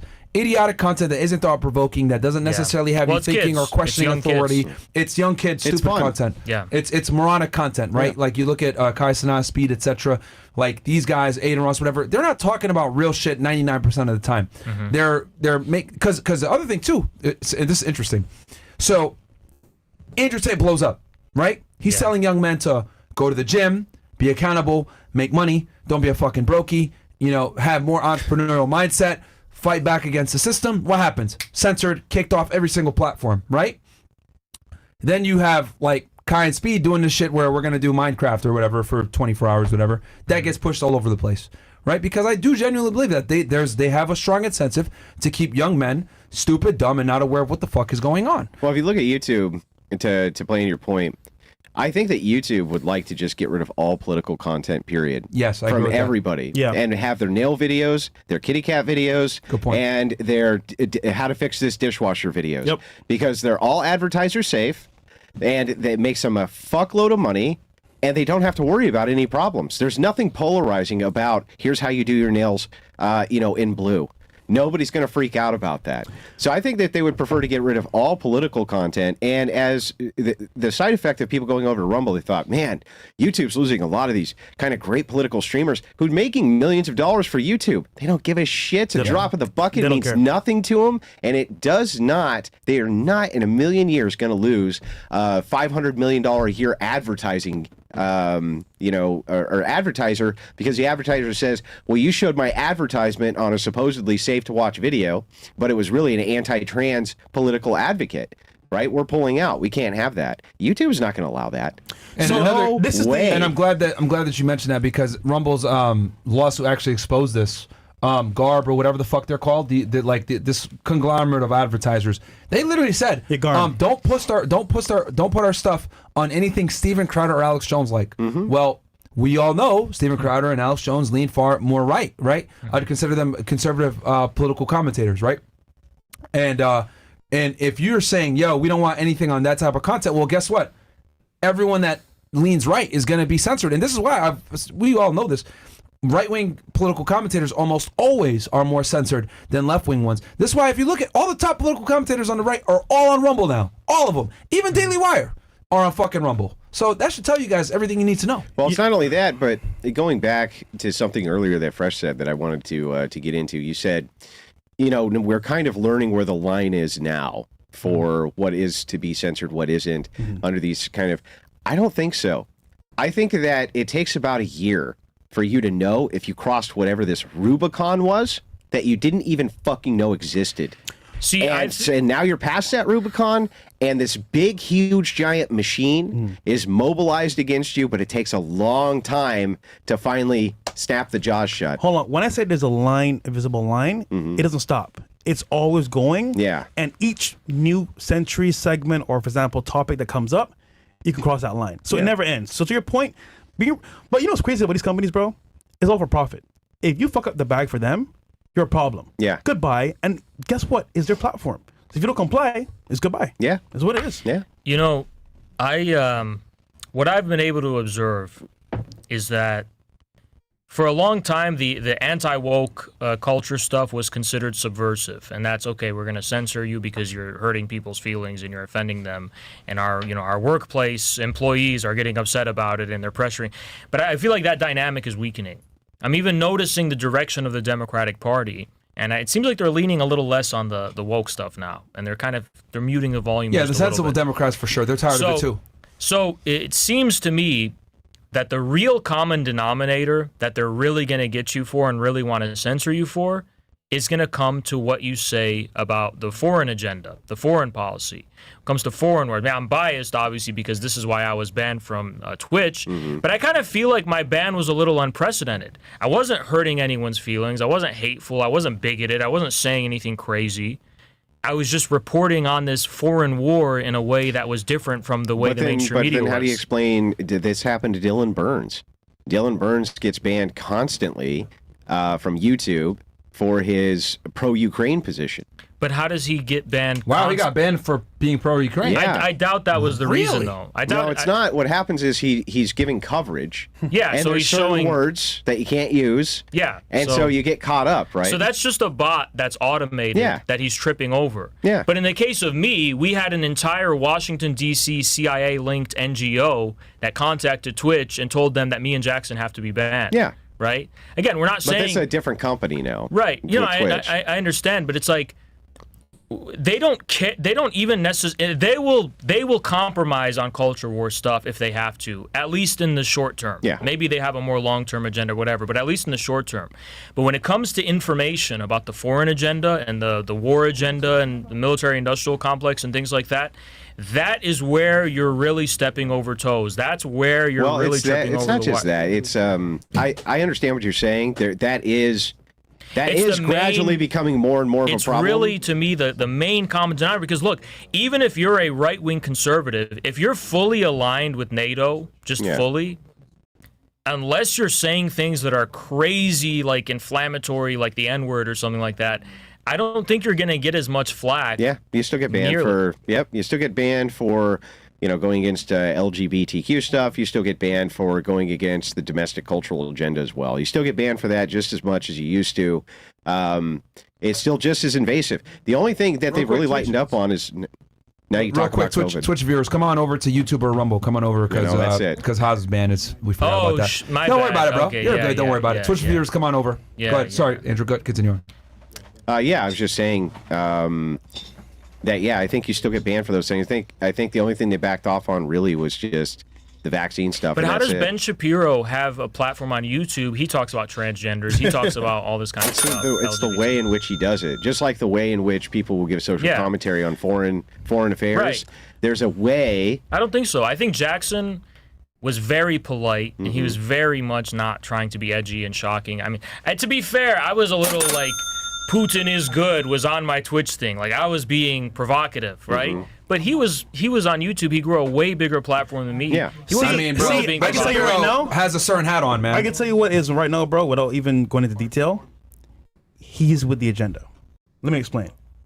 People that are in those spots that are still on YouTube and still on these platforms, talk to people in a communication line that can say to them, okay, don't do this, do this. Yeah, direct to YouTube. It's open communication. You don't have that. So as a result, whatever you do, it is considered, he didn't talk to us, we don't fuck with him, just get him out of here. Ben can say, hey, listen, that was a mistake, I won't do it again, I'll do it right next time. But there's also ways in which these things are communicated that are considered to be safe by these kind of establishment, and they use coded language, this type of thing. The minute they get a whiff from DHS or whoever's telling them this shit that this is Russian propaganda or this is you're Chinese gone. propaganda. It's like that's been like that bomb. for years now. It's been like that. But I think the thing that's changed at least a little bit since the McCarthy era of the 1950s, at least, is like people who are not connected to the Russian government at all are being called Russian agents. People who are not connected to the Chinese government at all are being called spreaders of Chinese that's the same thing as they called them conspiracy theorists. right? People who didn't believe in any conspiracy, but they were called conspiracy theorists. I don't think so. I don't think so because it's like they're treating you as they would like a foreign target and a foreign enemy. Even though you're a U.S. citizen, just because you have views that are repeated by someone in Russia somewhere. Yeah, that might be a distinction, but they always did that, even with communists, right? They always did that. In the 50s, yeah, but it's been kind of quite a while, a little bit. Well, communism's also making a big resurgence. And, or at least it was. BreadTube was making a big resurgence. Now, BreadTube's dying off. But what's something interesting about that is that when communists make a resurgence, I think McCarthy was right. Don't you think something interesting about that? We say, the socialist ideas are gaining traction. More people are calling themselves socialists. They want free stuff or whatever, BreadTube. But then every 4 years, what happens? Guys, we need to vote Democrat. We need to vote Democrat. It's always just the Democratic Party. It's a way to trick young people who are dissatisfied with the Democratic Party and would otherwise break with it into what we need to. Yeah, and then what they're doing is they're just roping them back in to be Democrats, but they're saying, oh, you get to call yourself a socialist, so you could feel more excited about it and feel like you're doing something different this time. But it's really just corralling. I agree, people. but I mean, it follows why that would be so effective. It's just like, how else do we get to this agenda? Yeah. Without going for left, in that sense, they're right. How do you get to that agenda without using the political establishment, absent revolution, right? No, I can't. Well, here's the thing. This is what I totally disagree with about. Would it not be? Why is it such an impossible feat to say, let's build a third party? Why is that so impossible? Well, it's not impossible. People have tried it, and we've had third-party candidates who've won. If all of these so-called young socialist voices, all of them pooled together with their Hasan Piker, if they all use their resources to say, we actually want socialist politics, we want a third party, we're not going to do the Democrats rigged it against Bernie in 2015, we're going to have our own party, and that actually reflects the values that we talk about while we're on camera. Look, I'm not going to say they're going to get their president elected, but they could easily make an impact on American politics. They would just be the Libertarian Party. They would be even leftists, but it would split. The reason they wouldn't do bigger than that. They'd say, listen, if you become the Libertarian Party for the left, then what's the Socialist Party? Yeah. You're going to split the vote of the Democrats, and Republicans are going to win. Well, no. That's what they'll say. Listen. Let me tell you what will actually happen. Okay, so the minute anyone gets the idea to do that and talks about it publicly, they are immediately going to be called a Nazi. They're going to be called a Russian agent. They're going to be called a dangerous fascist or something. And they're going to be totally canceled. And suddenly you're going to find out, oh, this person is so bigoted and so racist and all these other kinds of things. And it's going to be totally squashed. And who's behind squashing it? Look, we don't have exact one-for-one proof, but it's 100%. It's 100% feds. It's 100% CIA, and if it's not CIA, it's at least some kind of organized, entrenched establishment, which is doing everything in its power to make sure that young people are going to be corralled into the established form of politics one way or another. I'm just saying from the party perspective, it makes sense why they would do that. Yeah. It makes sense why they wouldn't want their vote split. It makes sense why they wouldn't want to lose the centralization that they have in power. I understand why they would make those moves. Now, I'm not saying that it's right. Right? I'm just saying from the political perspective of these entrenched, powerful agents, it makes sense why they move. We're kind of getting off topic, so please interrupt me if you want to. No. I mean, it's an interesting discussion that's been brought up because there are people that align with that thinking. And no, they're not going to make a socialist party. They're never going to allow a split vote. I wanted to ask you. I was going to ask you. Do you think they rigged it against Bernie in 2015? The Democrat Party? Yeah. Oh, yeah. Yeah, that's what I'm saying. That's what I'm saying. I mean, we were laughing at the time. I was watching it. I was laughing. I was like, fuck you, Bernie. You got fucked by the Democrats, scumbag. Listen, I thought it was hilarious. I don't like Bernie right now. I think he's a total shill and he's a total sellout. But it's like he was standing on something that was, I think, left-wing in a way that, like the Democrats are not. Yeah, a lot of support. He did among young people, right? And it's Joe like Rogan endorsed him, which is huge. If you're gonna fucking rig it against him, why the fuck do any of these young people owe the vote to Democrats? The biggest scam they've been running, and Hasan Piker is 100% culpable in keeping it going, is telling all these fucking young people that they should still be pledging themselves to vote for Democrats, even though they kicked him out of the DNC. Yeah. The voice of this new, socialist generation, or it was totally crushed ruthlessly. you know? And all of the major influencers, they're all bought out. They're all bought and sold and paid for. And their job is to keep people hooked to the Democratic Party, to the establishment. Well, yeah. Well, the idea of socialism within the Democrat Party has always just been lip service. Yeah. Yeah. Right? They don't want real socialism because they would have to give up their fucking money. They're all bought and paid for. Yeah, they would have to give up their Yeah. money. They don't want Yeah. that shit. It's always been lip service in that regard. That's why we always laugh at communists and socialists. We're like, what do you find? These people don't want anything to do with that shit. They're powerful, elite, entrenched. They're not giving up their money. I don't see communists acting like communists. I don't see socialists acting like socialists. I see them say that they're socialist.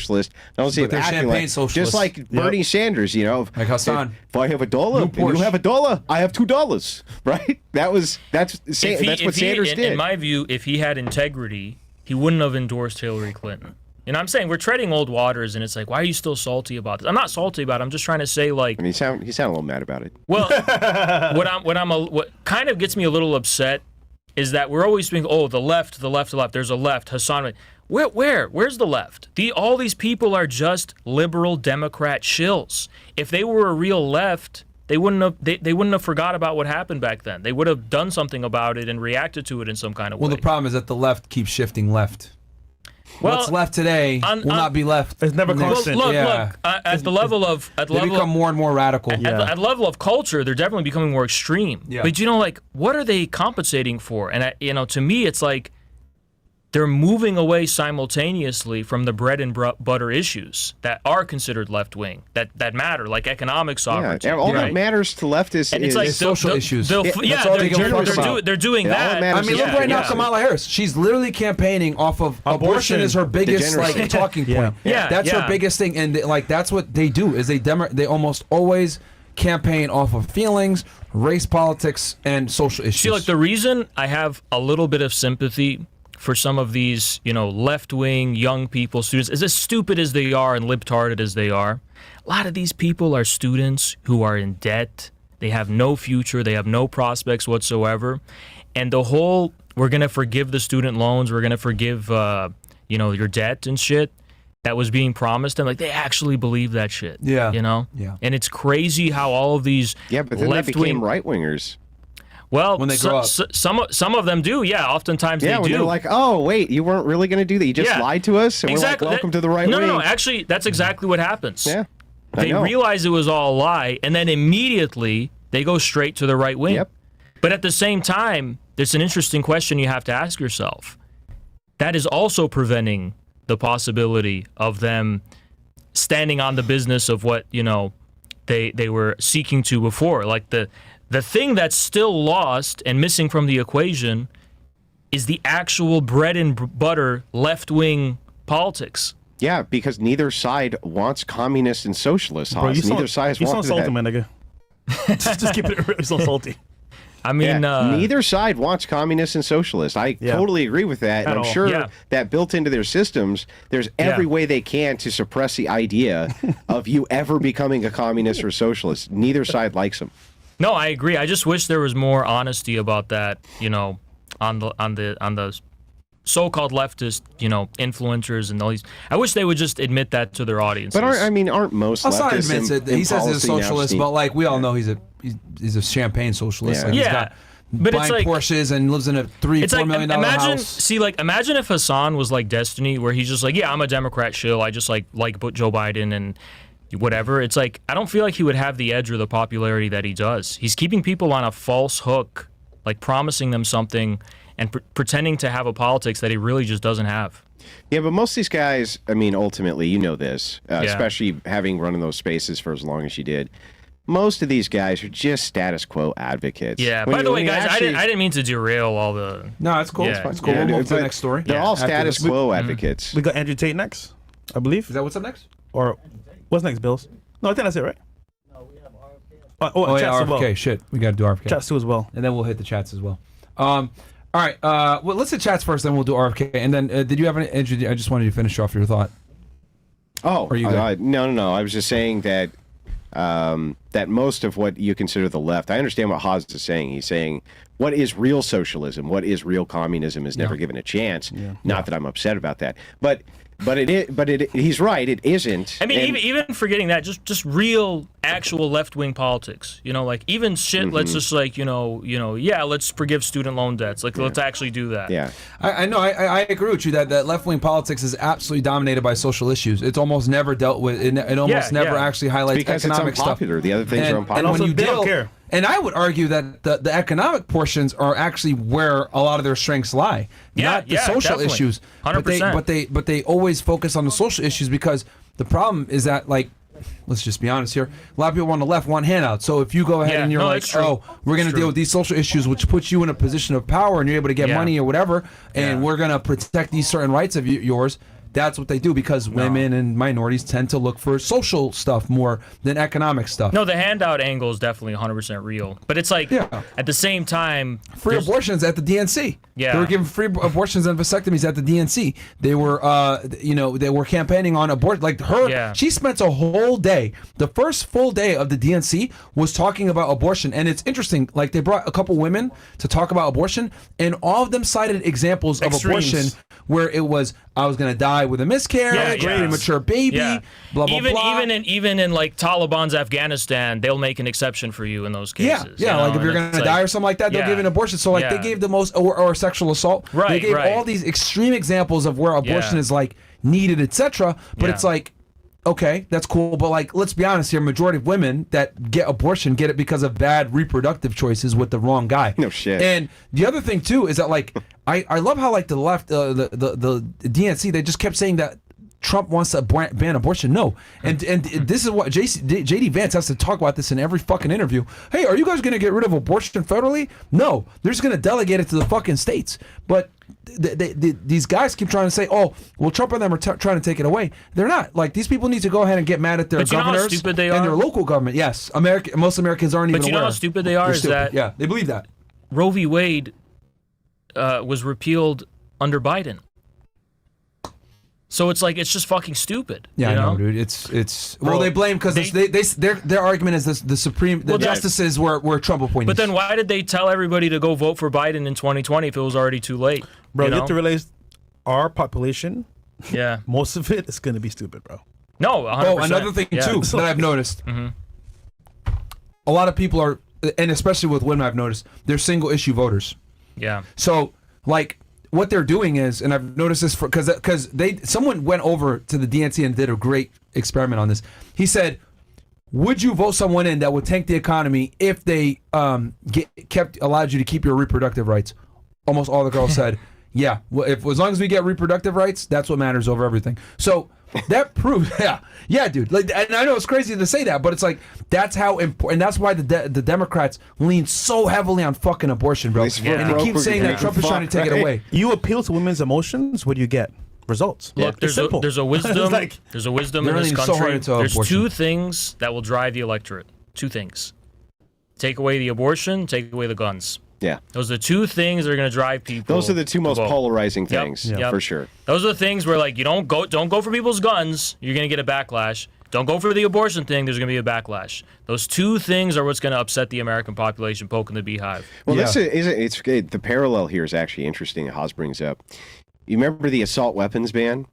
We had you probably don't remember, but there was an assault weapons ban under Clinton. Yeah, I don't know. Yeah, so it was massively unpopular. It was a huge mistake. All the was this after Columbine? No. When this was a long time ago. Okay. It swept all of the Democrats out of office, and Clinton said, "Okay, this was a terrible mistake." But as soon as they possibly could, they got the assault weapons ban repealed because it was just not a good policy, a good national policy, and people fucking hated it. I wonder what stimulated that. Was it Waco, or because this is the 90s, got to be, because that's when Clinton was in 90s. So it must have been Waco or one of these other crazy shootings. I don't remember what the context was. I was a little kid, right? Yeah. But anyway, it's reminiscent to me of what's going on with abortion right now, which is the same thing, right? Oh, we have this abortion policy which is vastly unpopular, and then here's the Republicans suddenly scrambling to, well, we want to distance ourselves a little bit from that. Nope, it's really about bringing it back to the states. We didn't really want it to go this far. You know what I mean? Yeah. See, they got to balance different electorates because what's something that actually drives one of the electorates to go vote? The evangelicals, who are all about the abortion. The only reason Republicans give a shit about abortion, it's not because they actually fucking care. They don't care. They don't give a shit. It's because the base is Christian. It's because specifically the evangelical base, really does care about it. And the Catholic base. A lot of evangelicals and Catholics too, they don't give a fuck about politics. They don't care about it. But if they hear, they're going to ban the, abortion, they're like, oh, okay, I'll go vote for them. And they don't have to hear anything else. That's it. Yeah, abortion is a very, it's one of those, what I say, you're damned if you do, damned if you don't. Yeah, deal with it, immigration too. So it's like, it's very tough. And I think Trump actually made a smart move by delegating it to the states. We're going to focus on real federal issues. You don't agree? No, you don't think so? I think that Trump should have said, Project 2025, I love it. I agree with you. Should have said that. Get these fucking immigrants out of here. By the way, we're building the wall 5 times higher this time, right? As high as we can possibly get it. I think he should have said, they haven't done enough to outlaw abortion. We need to take it all the way. He really needed. This is why Project 2025 was not. He really needed to double down. If he had said make abortion great again, he would have won. He needed, dude. What he needed to do was double down on all of these policies. If he had doubled down on all of his original policies, and he doubled down and said, no, we're going to stay the course, even if it costs us everything. Abortion is out of here. We still would have been able to take this thing. You think so? If he would double down on a lot everything. of these women are coming in and voting for Kamala because she's going so hard on You're underestimating rights. women's feelings. I don't underestimate and votes and the population of women that they are in America. Look, it's always going to be a narrow election now. Always, okay? But Democrats have the numbers over the Republicans. They just do. The thing is, though, is that you can still appeal to the white working class man. You still can, even though people have kind of forgotten that this electorate exists. It does exist. And if you appeal to them and say, hey, look, right, you are still the majority, right? You are still the majority here. You can go out and vote for these issues which still matter to you. They don't want abortion.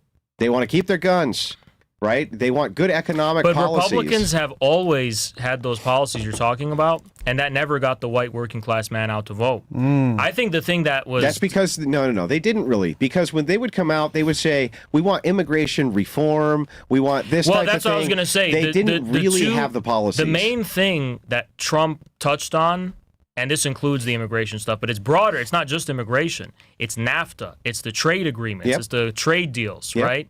It's the industrial policy. Well, it's no more. What he touched into was no more. Yeah, well, he was basically saying he's going to return the jobs back. He's going to have an industrial policy, and he's going to bring manufacturing back to the United States. Domesticated. That is really what tapped into it, I think. I think all the other stuff that was exciting on the internet and stuff, that was kind of, you're from Michigan just like me, so you know this as well. It's like that is really what really brought him into the Rust Belt. Well, it's not just that. It was the idea of, could we get back to a status where one person in a family really could make enough, make enough to take support care of the everyone. family, where you could buy a new car every couple of years because it's domestic manufacturing. Now you're working at that big Delphi car plant, and when you're working there, they give you a free car every 3 years, right? That's what it is. That's what it moved into. I agree with that 100%. See, but I also think that the double down on these positions, the illegal immigration, no more of that. I think. Look, sometimes when you double down on the politically incorrect stuff, that is a way to signal to your base, like, I don't care what these people say. I'm not going to be bought by them. But if that's all you have to offer, I do think you are going to be echo chamber. You're going to be ostracized. You're going to be considered weird, and you're going to mobilize all the young people to destroy you as the villain.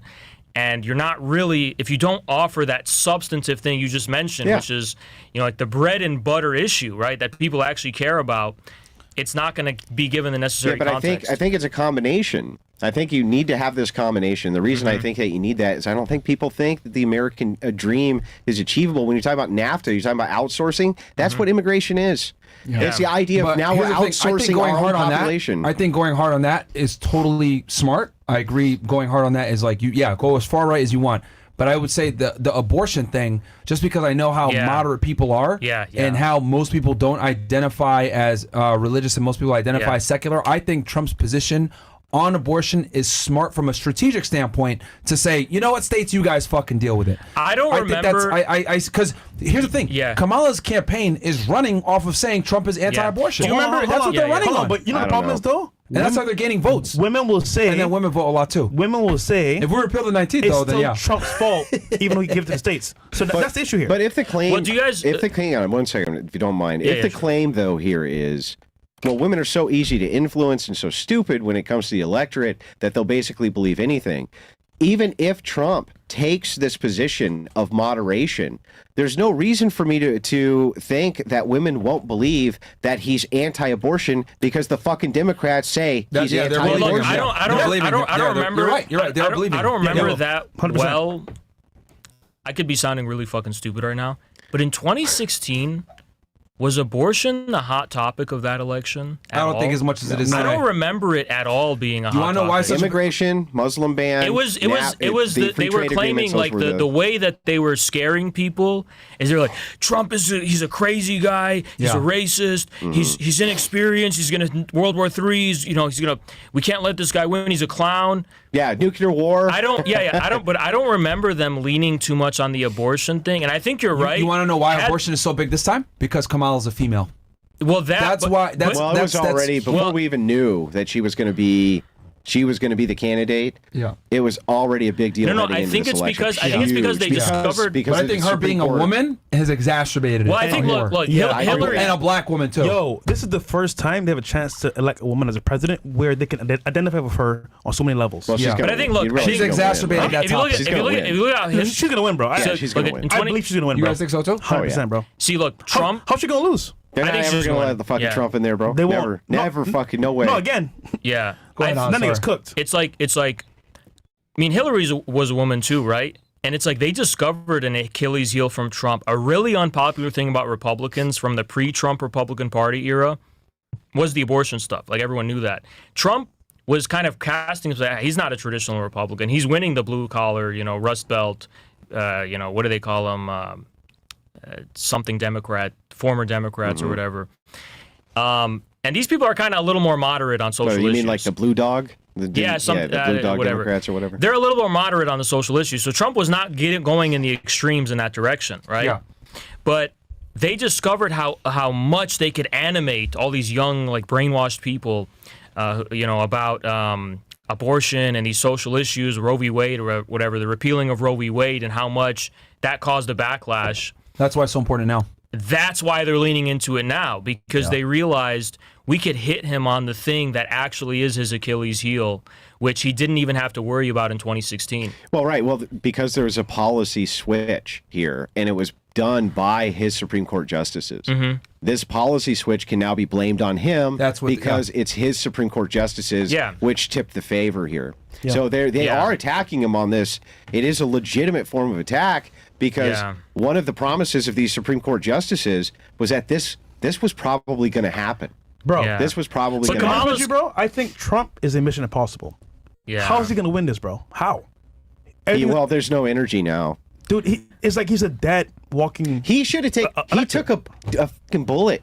He could have wrote his ticket that night, dude. Yeah. He could have gone out and he could have had the speech of all speeches and been like, "They tried to kill me, these motherfuckers. They tried to kill me. We're gonna destroy everything." I was at his first speech at the RNC after, and I'll tell you guys, he could have done better. Yeah. Look, at the end, literally at the RNC. That was his first speech back at the RNC, Milwaukee, fucking, Wisconsin. He could have went hard on that speech. Man. Yeah. But do you think the Trump of 2016 that didn't go through all the bullshit can be the same Trump today? I don't think Fresh is right, because the way he went through, bro, was pure sabotage of the mind and body. Any human being, any man of stature going through that bullshit will be hurt, bro. Oh, no. He's tied up in the courts right now. Bro. They got him by the balls. Another one. He's totally unable. fucked, bro. I would give you the concession that he's a changed man, but I wouldn't give you the concession that he could not be the same as he was in 2016. He could. He's just not. Because I think ultimately, and it's very possible that he's been approached and told, if you lose this, but it just looks like you really tried hard, right? But you lose this thing, all this goes away. I have a question. If All you, this goes Well, I away. think he's going to go Hold to on. jail if he doesn't. Andrew, if he doesn't win. If you were Trump, could you deal with all that bullshit and still be the same person? Answer that question. No. Well, he's not. We know this. But that's what I'm saying. Who in the right mind could be Trump right now and still be the same Trump? I think that their psyche would be beat up, but I think that he could still have the same energy, policy. You can see him holding back. When I watched the debate, I remember with Biden. Yeah.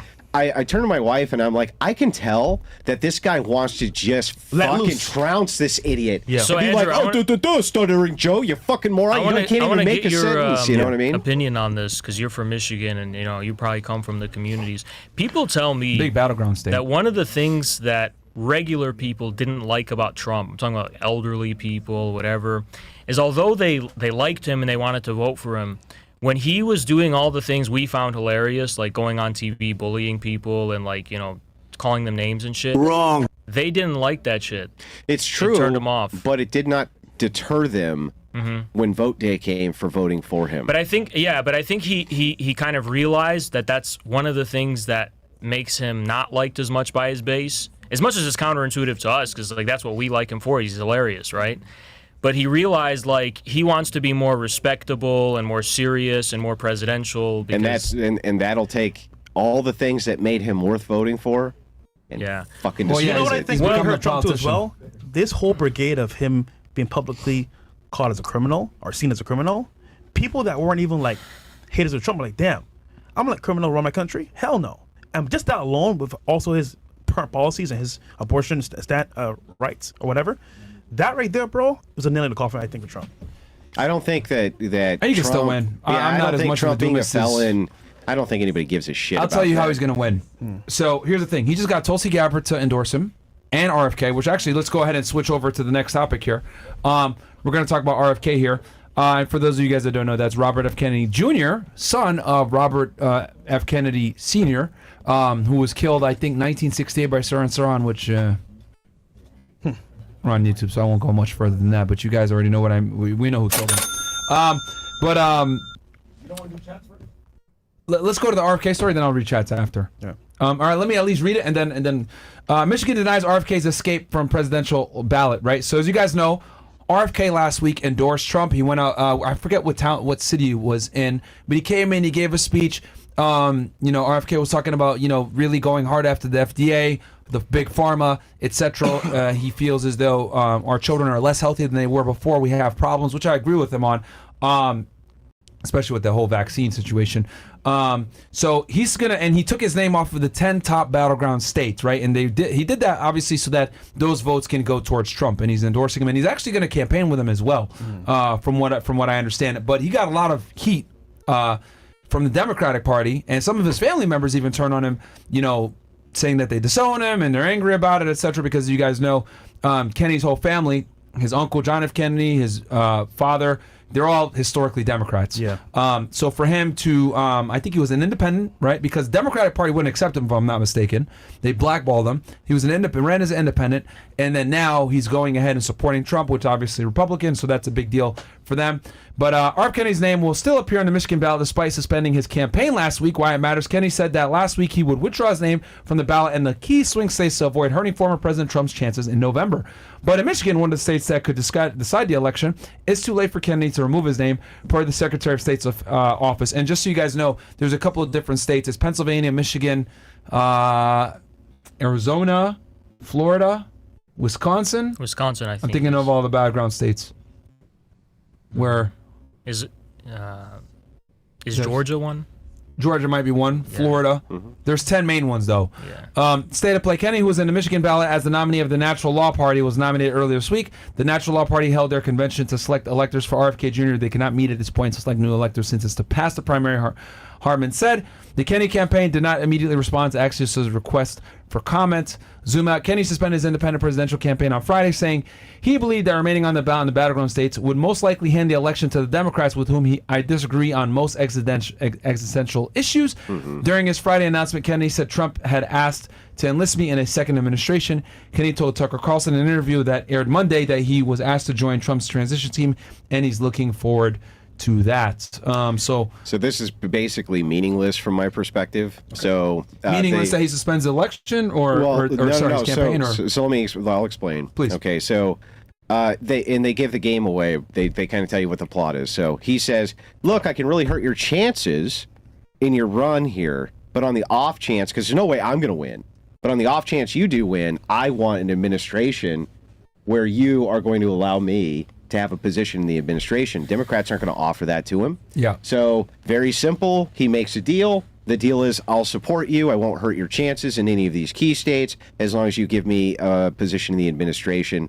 That's like kind of politics as usual. Yeah. I don't think it's particularly meaningful. Wouldn't surprise me if Tulsi Gabbard had something similar with some type of, we're going to get an administrative spot as long as you're out here campaigning and not hurting my chances in these key battleground states. So I don't think that this is meaningful in any way. I don't think it's going to change the outcome of the election in any way. And I think that this was expected.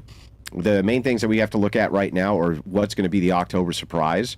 Whatever that is going to be, I think... Taylor Swift. I think fucking insane. Whatever that is going to be that they drop on Trump just before... Taylor Swift endorsing Kamala. November. I think that whatever the October surprise is going to be about Trump. Okay. It's going to be about Trump. And I don't know if it'll be like... some bombshell that they drop but there'll be something that will also drastically. So you don't think this is important at all that RFK is endorsing him? Not even a little bit. No. Okay. I agree. I disagree with that, and I'll say why. Haas, you can go first. Yeah. Yeah. Sorry. Do you agree that RFK endorsing him is a good thing, or going to benefit him? Because I think at least a little bit. I think it could. I'll tell you why. Yeah. To me, right? I personally like RFK. Despite the fact that I consider myself more, I guess people call me far right, whatever, because I like his stance on. Because here's the thing with RFK, he's actually pretty damn anti-establishment, and he's very critical of the pharmaceutical companies, the food companies, etc. People call him a conspiracy theorist. That's why the Democrat Party didn't really want to sign off on a lot of on bringing him on. And I think for Trump, that's good because one of the main criticisms that he's getting is that he's become the politician that he campaigned against in 2016, which is a valid critique. So bringing someone on like an RFK who is anti-establishment, who is considered a conspiracy theorist by many, I think that will be good for his campaign because it kind of alludes back to that 2016 campaign that he was. Also, I think it's going to bring a lot of people that were in the middle. RFK is very social media big. He's done a lot of interviews. A lot of libertarians like him. A lot of people that are not really sure where they're going to go like him. He was endorsed by Joe Rogan, which is huge. Because even though people say, well, Rogan didn't endorse him as a politician, he just likes the guy, whatever. The point is that Joe Rogan has a huge platform, and there's a lot of people that kind of side with that more libertarian view. He's almost like I don't want to say as big as a Bernie, but he brings in a lot of those voters that were undecided and don't know where they were going to go. I think, if anything, RFK is going to bring a lot of those people over to Trump, which I think is a W. And then also he did. You're correct, by the way, as far as like giving him a position. He was talking about making RFK the head of overseeing assassination attempts in the United States during in the rally when he came out. So I think it's a good pickup. I think it's a big W for him. It's just business, just business as usual, man. I think, and it's going to bring a lot of people because there's a lot of people that hate both candidates. Let's be honest. Yeah, there is. There's a lot of people that hate both candidates. But I'm not sure that just because he endorses him, whatever he would have siphoned off from Trump is necessarily going to go to Trump. Oh, you think a lot of those people will go Kamala? I think they will, and not only that, but I think ultimately this was just a CYA deal. It was this guy could potentially hurt my chances by, even 90,000 votes, which could be critical in some of these areas. Yeah, for sure. I'll just bribe him. He can't. Hey, you can't win, right? No, I can't win. Why don't you come work for me instead? Right? Just the classic. I think it was a smart move by Trump. Look, and I think RFK can. And I think it's the only move by Trump. I think RFK has a lot of. No, well, here's the thing. RFK has a lot of young, impressionable people that follow him that don't trust the government. And RFK can bring those people in to Trump. I think there's but still... Is that enough, though? I don't think it's enough. Because Trump needs the Democratic vote as well, heavily. I think he's going to bring some of these guys over. I definitely think... I think he's going to bring some of them over. Look, I definitely think... RFK is very popular, guys, like amongst no, you're right, people our age group and people that are in tune with social media. Because here's the other thing, too, about RFK. One last thing, and I'll turn it to you. I think of any politician that I've seen, he's done the most podcast interviews. Yeah, but what about... he's out there. The thing that fucked him up though, his voice sounds funny. Yeah, it does. And which a lot of people dislike, but once you get used to it, you listen to it for a bit, you're like, okay, this guy makes sense. But I think he's going to bring a lot of those people over. But sorry, go ahead. But those libertarians stay home though. If they don't have the libertarian candidate to vote for, they stay home. They just don't vote. And also, those That is people true. Some of them will say, I'd rather not that vote. support RFK, bro, are behind the scenes. They don't want to be out in public at all. I think he can galvanize them and tell them you got to come out and vote. I don't know, man. But go ahead. What's your take, Haas? Well, one of the things I definitely think is that it's probably too late. I think this would have been an avenue for Trump to actually have a chance for exactly for the reasons you stated. RFK, I mean, I hate his foreign policy. I hate his pro-Zionism. It's horrible. It's a disaster. I think that's the what worst I think thing that about really him. hurt him when he aligned himself with Rabbi Shmuley. I was like, come on, dude. And it's very strange that he did this, and we can only speculate why. But anyway, look. Yeah. I think that. He doesn't have Secret Service protection. yeah. I think that if Trump, he represents a lot of those same people that I think were decisive for Trump in 2016. People who care about the bread and butter issues. People who used to kind of vote Democrat. They're not really extreme in terms of their social views. They're just kind of normal people. And I think that I don't think Trump really appreciated the extent to which that the MAGA movement was a political realignment. It wasn't a Republican thing. It wasn't a Democrat thing. It totally discombobulated the political options we have, and it created a new electorate, a lot of whom are apathetic and politically homeless, or they're neither party, right? Mm-hmm. He didn't lean in enough kind of cultivating, I mean, I'm kind of repeating myself a little, but it's like the traditional Republican base. This is a strange phenomenon. I don't know if you're aware of this. It's so interesting because the traditional Republican base actually started going Democrat. The suburban kind of upper middle class, traditional kind of Republicans that you think of as a Republican, they actually were because so of the off. Female vote. Well, also, but they were also so off put by the class warfare, the indirect class warfare, at least, that Trump was tapping into, these deplorable blue collar, whatever, mechanics or something. They didn't like it. These are the respectable kind of upper middle class, really conservative in the Tory kind of British sense, like they're squares, basically, They started going more Democrat. And there was another direction that was happening, which is that the kind of traditional Democrat blue-collar base is going the opposite direction. And Trump did not really do a lot to accelerate that process. The Democrats consolidated that shift and that realignment. Trump has never, I agree with you that Trump has never fully understood his own phenomenon. Right, exactly. But Steve Bannon and guys like that did. Steve Bannon was a guy, he learned all about this through World of Warcraft, interestingly enough. He learned through understanding because he bought up this massive company that did gold farming on World of Warcraft. I'm not kidding. Okay. Wow. Did gold farming. Yeah. They basically go and get all the items and then sell them. And then they would sell. Yeah. Well, they'd get all the gold. They'd get all the gold. They'd sell all the gold for real money, right? Well, he found out that he could. There's a massive article about this I can send that you can post up on whatever your site is, wherever you. He just got out, right? Didn't he just get out? Yeah, but it's really interesting. He utilized a lot of what he learned about basically messing with the economy inside of the game in order to mobilize people into their various frustrations and this kind of thing. It was an interesting article about it. But Bannon really understood the Trump phenomenon in a way that a lot of other people never really did, which is you really need to tap into the fact that people are way more pissed off than you think. And you can be an outlet for that. You can be an outlet for them to say, "This is all bullshit." What's with all the immigrants, the bad trade deals? Everything is exported. Our jobs are being sent overseas. Everything here is just a copy and paste. It's a McDonald's on every corner, followed by a Subway, followed by a FedEx building. I mean, everywhere you go. If I drop you in any suburb in the United States or in any strip mall in the United States and you looked around just based on the buildings which were around you, would you ever know where the fuck you were? No, you wouldn't know which state you were in. You wouldn't know if you were in Tennessee. You wouldn't know if you were in Houston. All the same. It's all the fucking same. And people were very upset about this, and they still are upset about this. The Trump phenomenon was tapping into this idea. Now, it's way broader than that, but I would agree with Haas. that Trump is one of the people who never really understood the phenomenon that he tapped into. His advisors did, guys like Bannon, who are no longer around, and that's why he's not doing as well as he was doing when he ran his original campaign.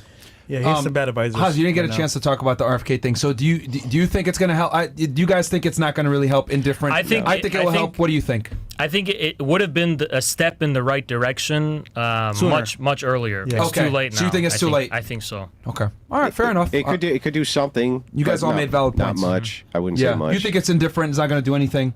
No. You agree with him, and then I told you guys why I think it'll help. Because I do genuinely like RFK, and I think he will mobilize like a silent amount of people that are very indifferent to the election, that kind of like, I don't like either one, I'm an independent, I'm a libertarian, and I think that will draw them out, because I think RFK does have a very strong social media presence. He's his interviews do very well when he goes on other platforms. He literally just did Tucker yesterday. It's gotten millions upon millions of views already. He's been on Rogan multiple times. I think he's, of all, and this is something that he doesn't get credit for. I think when it comes to social media marketing and doing interviews, etc., he has the best footprint of everybody. I would argue Vivek does. We People could, underestimate- No one trusts Vivek, bro. I think No one trusts Vivek. Hold on. He's able to galvanize people that were against his side easily through conversation. That is a skill, bro. Yeah, but the problem is that no one trusts Vivek. He's called Vivek the Snaker for a reason. So no one trusts him. So you know what? Because you want to know why? He gives a lot of Obama vibes, which is the thing. He's a very good speaker. True. He's very smart. I like him too. Don't get it twisted. I like him too. But a lot of people don't trust him, and they think he's a snake. We could really be underestimating the RFK thing when I think about it. I'm telling you, bro. It's just the demographic. I feel If you like could get over his voice, because his biggest hurdle is his voice. People hate his fucking I voice. just think the demographic. But you listen to one interview, Yeah. and then you listen to a second, you're like, okay, you get used to it. But at the same time, it's like his people are too old. They're like do you mean? millennial to older crowd. They're our age group, bro. Yeah, but we're old. Late 20s, 30s. Like We're old, that's though, who he you know? appeals to. Yeah, we're I old, think, nigga. but Kamala, I feel like has this energy, Yeah, which she is has these young really the TikTokers. TikTok. Yes, she does, dude. Yo, so many She fucking, has the meme culture, bro. so many of these Yeah. fucking Bro, weirdo bro, losers. she were, has- these TikTokers were at the DNC, dude. Yeah. Crazy. She has the meme culture. And that's exactly what Boom. Trump had in Back 2016. in Yeah. 16. Now she has it, bro. Nigga, she got the whole arsenal. By the of way, stupid stupid dances and can shit. I say right now, Yeah. the right can't meme at all. at all. they It doesn't can't. work. Yeah. It's done. It's finito. It's like, what the fuck? What happened to it? I'll tell It you used to exactly be what really happened. funny. Now it's Yeah. not funny. Yeah. When censorship was totally lifted on X, the right basically, I feel like, exhausted all of its ammunition, and in terms of the meme stuff. And now all the extreme positions have been taken out in the open and exhausted mimetically or whatever. So there's not a lot of room for the magic there anymore. I just kind of feel like Kamala's whole meme magic is like, excuse my French, it's like, I'm a stupid bitch, whatever. Like, it's cute, it's charming. She's an airhead. She's airhead. she's careless though, but she's carefree, and that's what makes her so charming. And just like America's on It's like Legally Blonde. yeah, some Legally black. yeah, and it's like there's something about this that people find appealing. It's like it reflects America, the state of America right now. Like, America is blind, America. carefree, and stupid right now, and it's like going down a spiral of By the way, I mean, would self-destruction. anybody actually be surprised if a whore became president? Because I wouldn't be. Bro, That Kim would be the Kardashian- Yeah, perfect- you're right. Isn't You're that the right. perfect That's a representation good point. of America right Kim now? Kardashian. The Republicans trying to call her a slut actually doesn't help. Hold on. No. Kim Kardashian. No, it doesn't help. Hawk Tuah, Meg Thee makes it more Stallion, popular. Cardi B, all these queens of influence Taylor just Swift. proves the mass Rihanna. population All three, of course. support whores. Yeah. And as a result, you're right. The slut comment doesn't hurt her at all. It doesn't hurt If her at all. anything, she's empowered to be a woman of culture. Yeah. That's what it Yeah, really because does, bro. they say that she slept her way to the top, etc. The only people that are gonna find that funny and like that stuff are people that like us that watch Steven Crowder, that like that type of, because Crowder actually got in trouble for this. Yeah, yeah. Funny enough, they kicked him off YouTube for like a week because he had like a doll of her like humping the Statue of Liberty, right, to insinuate that she's promiscuous and she slept her way to the top, etc. And they hit him for bullying for that. They hit him for cyberbullying. I will for that. say there's an interesting dynamic going on without getting too much into the everything. I've noticed that in the hip hop industry, female rappers are starting to dominate like big time. Yeah. That's the real up and coming And they're next big campaigning, thing. and if you look at them, they're Yeah. all 304s. See, there used to be a time when Little Kim came out, and I remember, I'll never forget this. She came out with the album cover with her legs wide open. Everyone was like, "What the fuck is this?" It caused a lot of controversy, etc. Like, yeah, she had some radio spins or whatever, but she didn't dominate at all. Yeah. Right. It was still the male artists, etc. in the '90s. But now you look at like a lot of these female rappers, Nicki Minaj, Yeah. Sexy Red. Yeah. Meg Thee Stallion, etc. Cardi B. These women they've all had what? We got our music guys here in the house. All of these girls have had like top 10 on the Billboard, right? Yeah. Yep. Yeah. Versus like you look at female artists from before, none of them ever hit Billboard like that top 10. I think but now these women control hip hop. Yeah, it's like, look, the appeal of original hip hop was like, you know, you're an outlaw. It's a dog eat dog world. You're gonna stand on your own business, and it's you against the world, and that's it. You know, it's like it's a ruthless world. And I think there was a lot of things that happened where, like, okay, it's toxic masculinity. There's too much kind of. Isn't that the same message just coming from the women? Right, but then that's still untapped. That's still not been like domesticated by the political correctness. So, well, it is subsumed under it, but it's like it's still an edge, so to speak. It's the same message. It's just now I'm empowered. Women. I'm the outlaw. For you women. can't tell me what to do. Yeah. Do you remember how hard women fought to be where they are today? Do you think for a fact they're going to say, you know what?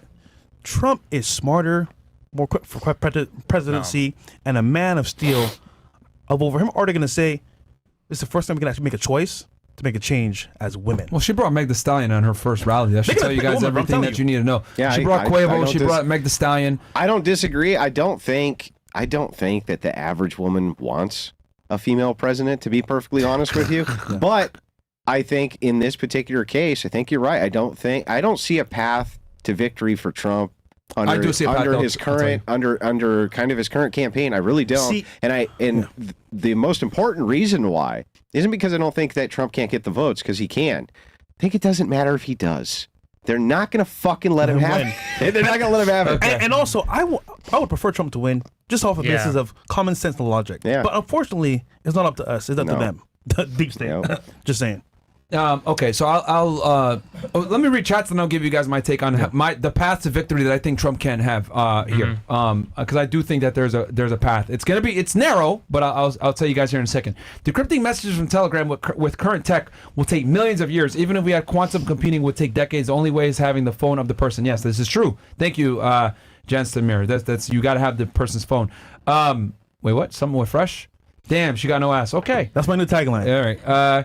Let's try this again. Mo, you still looking for people to join the affiliate program, G? We got Mo and Noble here. I had just DM'd him already. Okay, perfect. I sent you on Noble's Twitter. All right, hit up Noble, guys. He handles the affiliates. If you guys want to make money posting our content, and you can absolutely make money with that, and obviously the CastleClub as well. What else we got here? Right. Fresh, be the special guest one time and enlighten us about the prophecies of the Bible. You know, all the end of time stuff.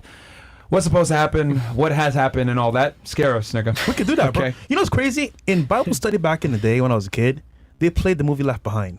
How about 2, and you and 3. Andrew do it? You guys are both, well, he's Orthodox. But don't you guys... I don't know what your eschatology is. So I'm more of an independent. Let me explain. What were you raised with? Pentecostal.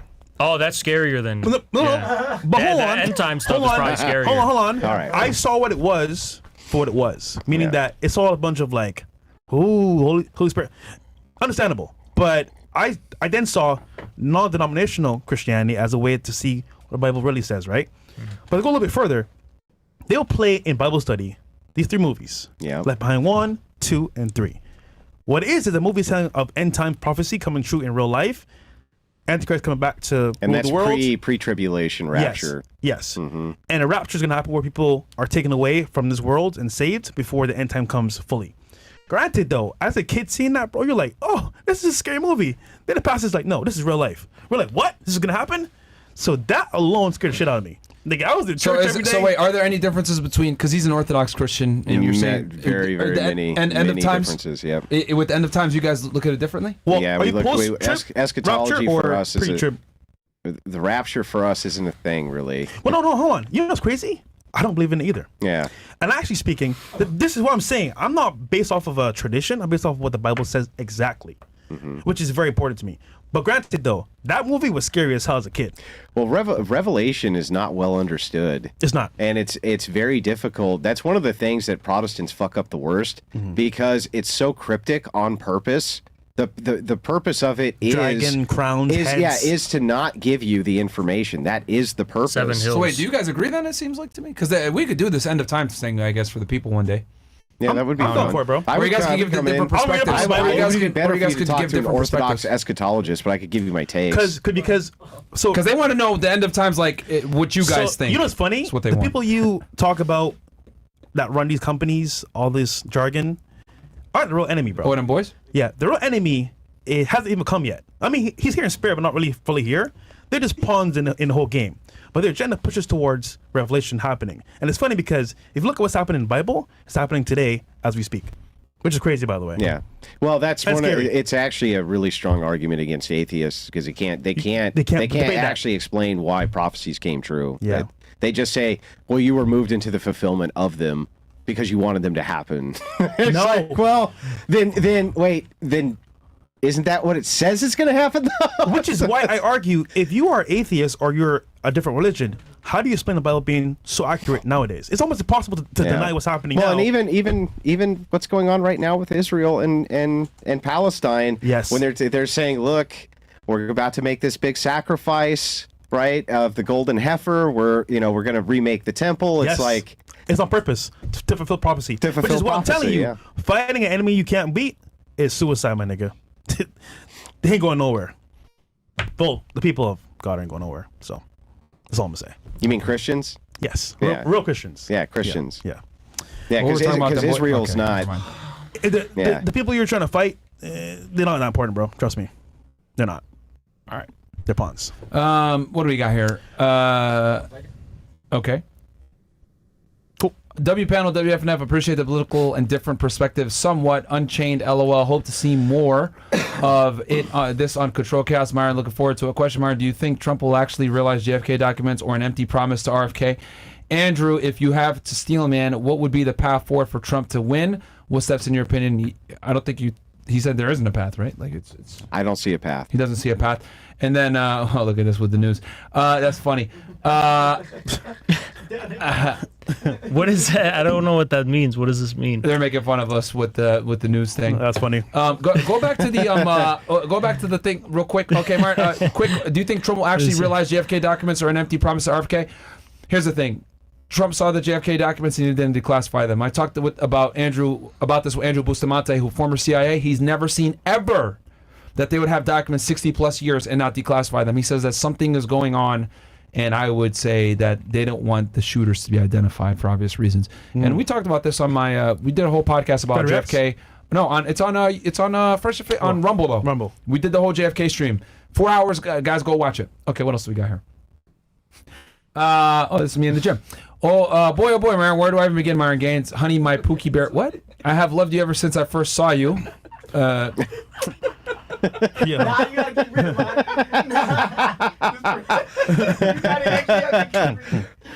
All right, let's move on. I'm not gonna read this shit.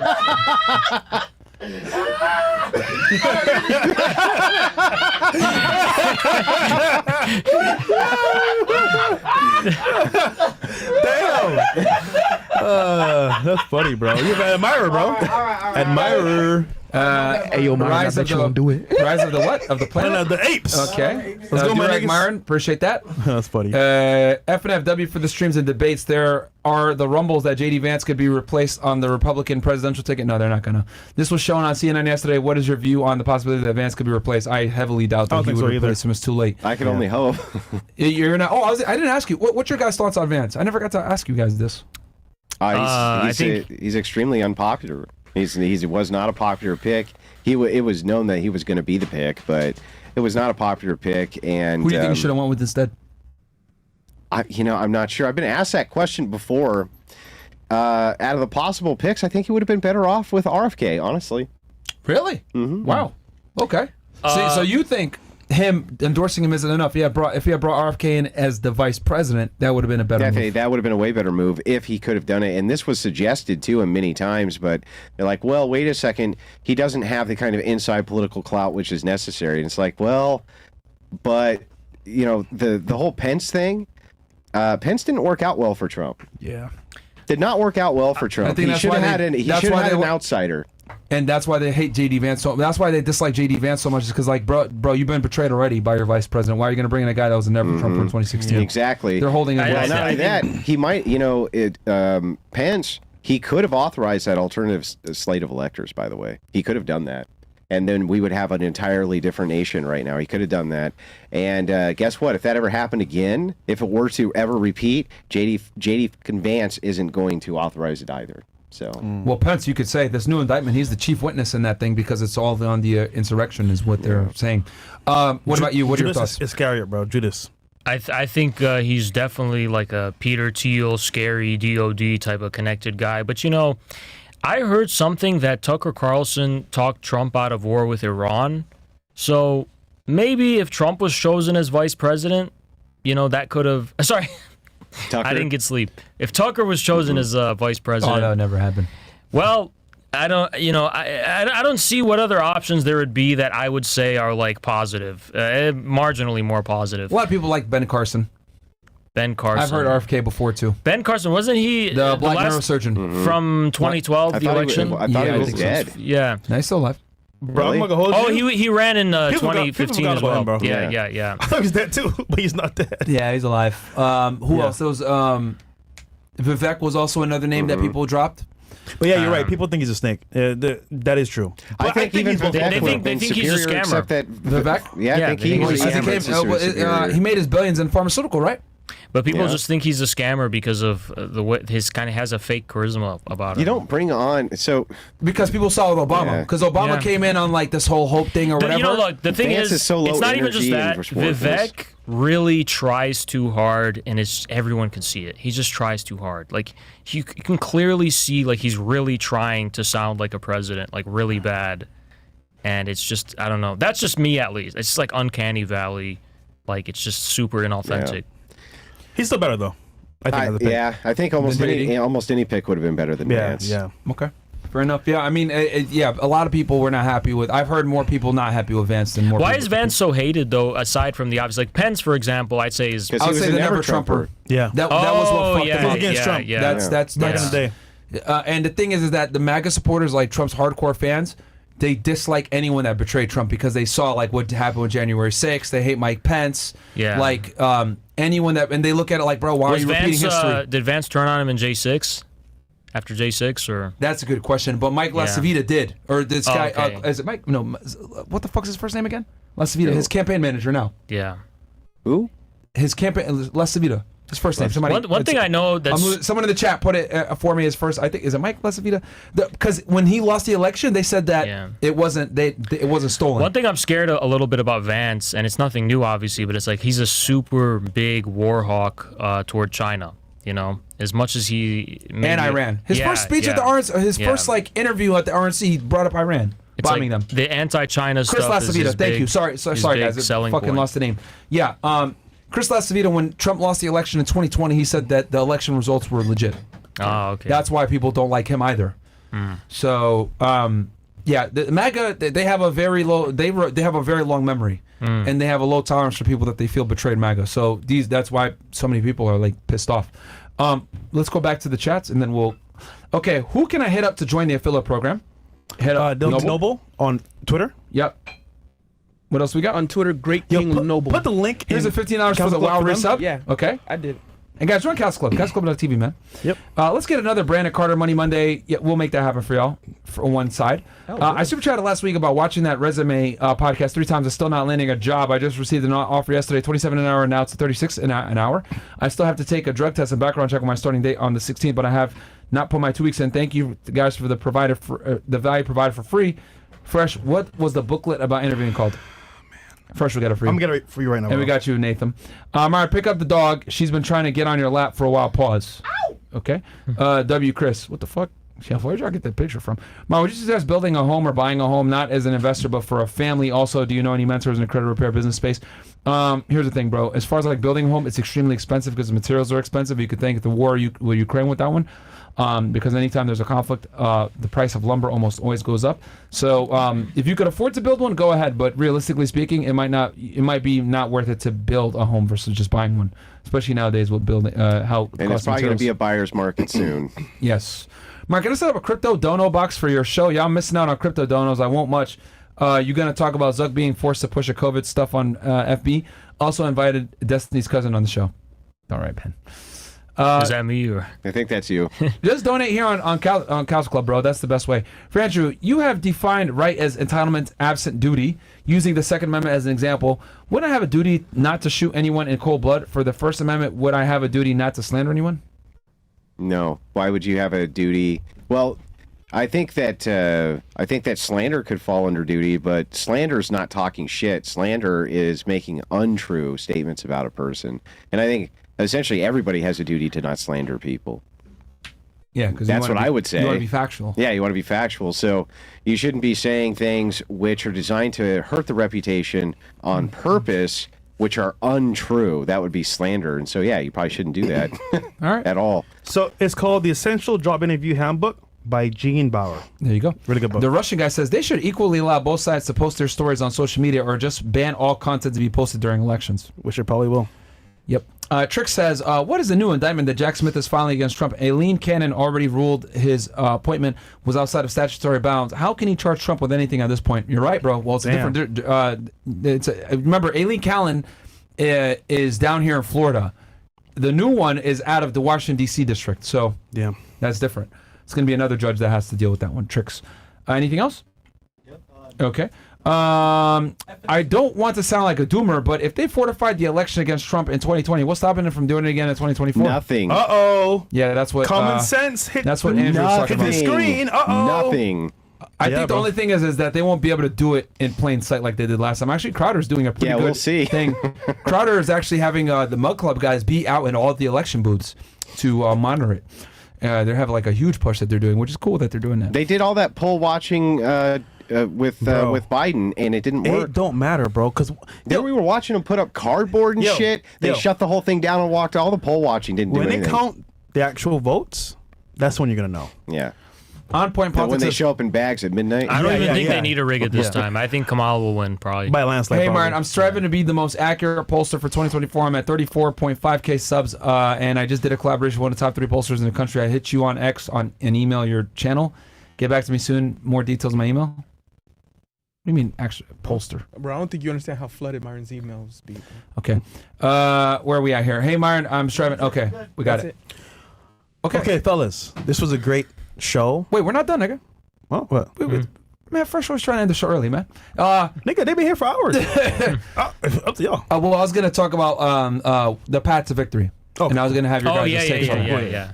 And then, Let's hear that. and then, a new what? New one? No.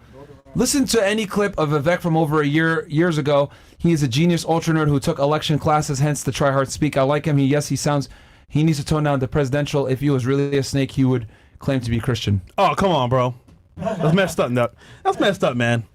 No, well, I mean, that's a good point, though, right? He's saying because he's not a Christian, he doesn't claim that he is. If he was really a snake, he probably would claim that he was. That would be more read that helpful correctly? to him. Yeah. Okay, I see what you mean. So, okay, here's the path to victory, I think, for Trump here.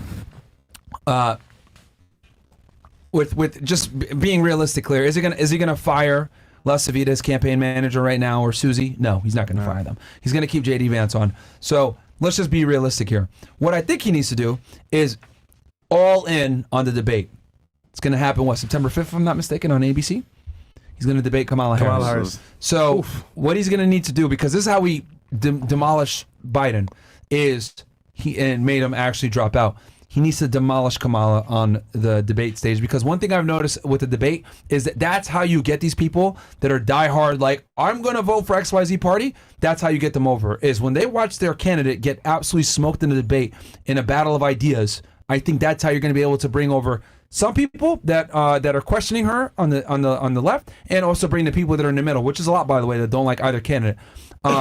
I think that's what they're going to have to do is he's going to have to demolish her in the debate. And the thing is that he can do it because she doesn't really have strong policy. She just came out with her policies recently. She's been backtracking a lot of things. First she said that she's not going to drill. Now she's saying she's going to drill. She's he can attack her on a lot of her social policies. I think what Trump needs to do is try to kind of stay away. Well, clarify his position on the abortion. Clarify that 100% because they're attacking him saying that he's against abortion when he's really not. He needs to clarify his position on that. And I think he needs to attack her on the critical race theory and them indoctrinating the whole alphabet community in the schools, which he wants to eliminate. So Trump is not a strong debater. Never has been a strong debater. But she sucks too. He's good offensively when it comes especially to direct attacks on the character of the individual he's going after. He's extremely good with that. That kind of rhetoric is very effective, especially in politics. If he can hit her with that rhetoric, that's going to be good.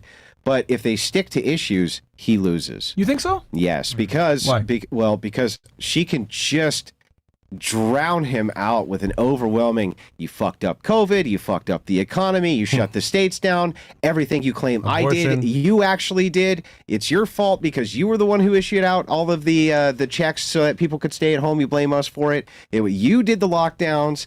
You were the one who actually made the vaccines. She'll hit him with all of that. She's younger. She's more energetic. She's going to use what? The victim card. I'm telling you right now. Well, hold on. But then you know what he could fire back on? What? You're in office right now, bitch.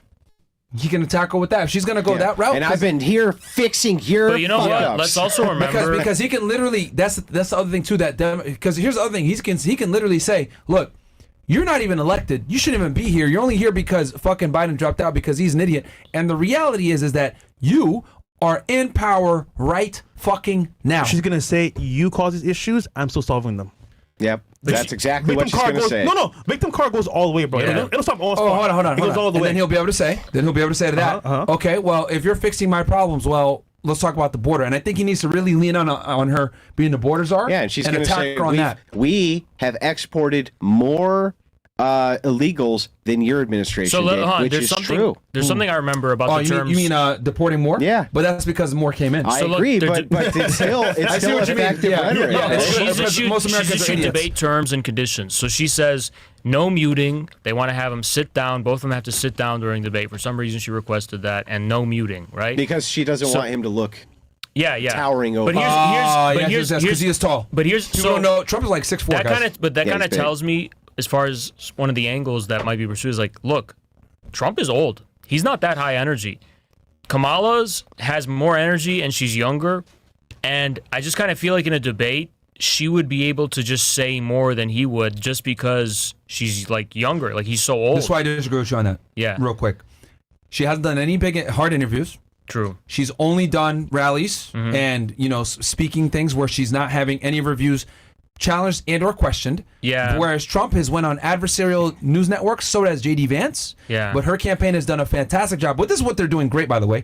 They're highlighting her strengths while minimizing her faults. She's not doing interviews. She's using teleprompters. She's not she just recently talked about her policies. So there's like a brilliant strategy. It's a great strategy. They're It's fantastic. going to have her memorize fantastic. every possible debate point that would ever come up, the border, everything. They're going to have her memorize it to a T. And They're training her right now. Yeah, look, Here's the thing. Tulsi Gabbard already smacked her, which I think is awesome. I think it's fantastic. Here's your notes. Here's the other thing, too, that I think is also great that the Republicans did is that they were able to get Tulsi Gabbard to endorse them. She smacked Kamala already. Yeah, that's definitely possible because Tulsi's Tulsi of Gabbard a similar is age. Much smarter than Kamala Harris. She's objectively a way better debater.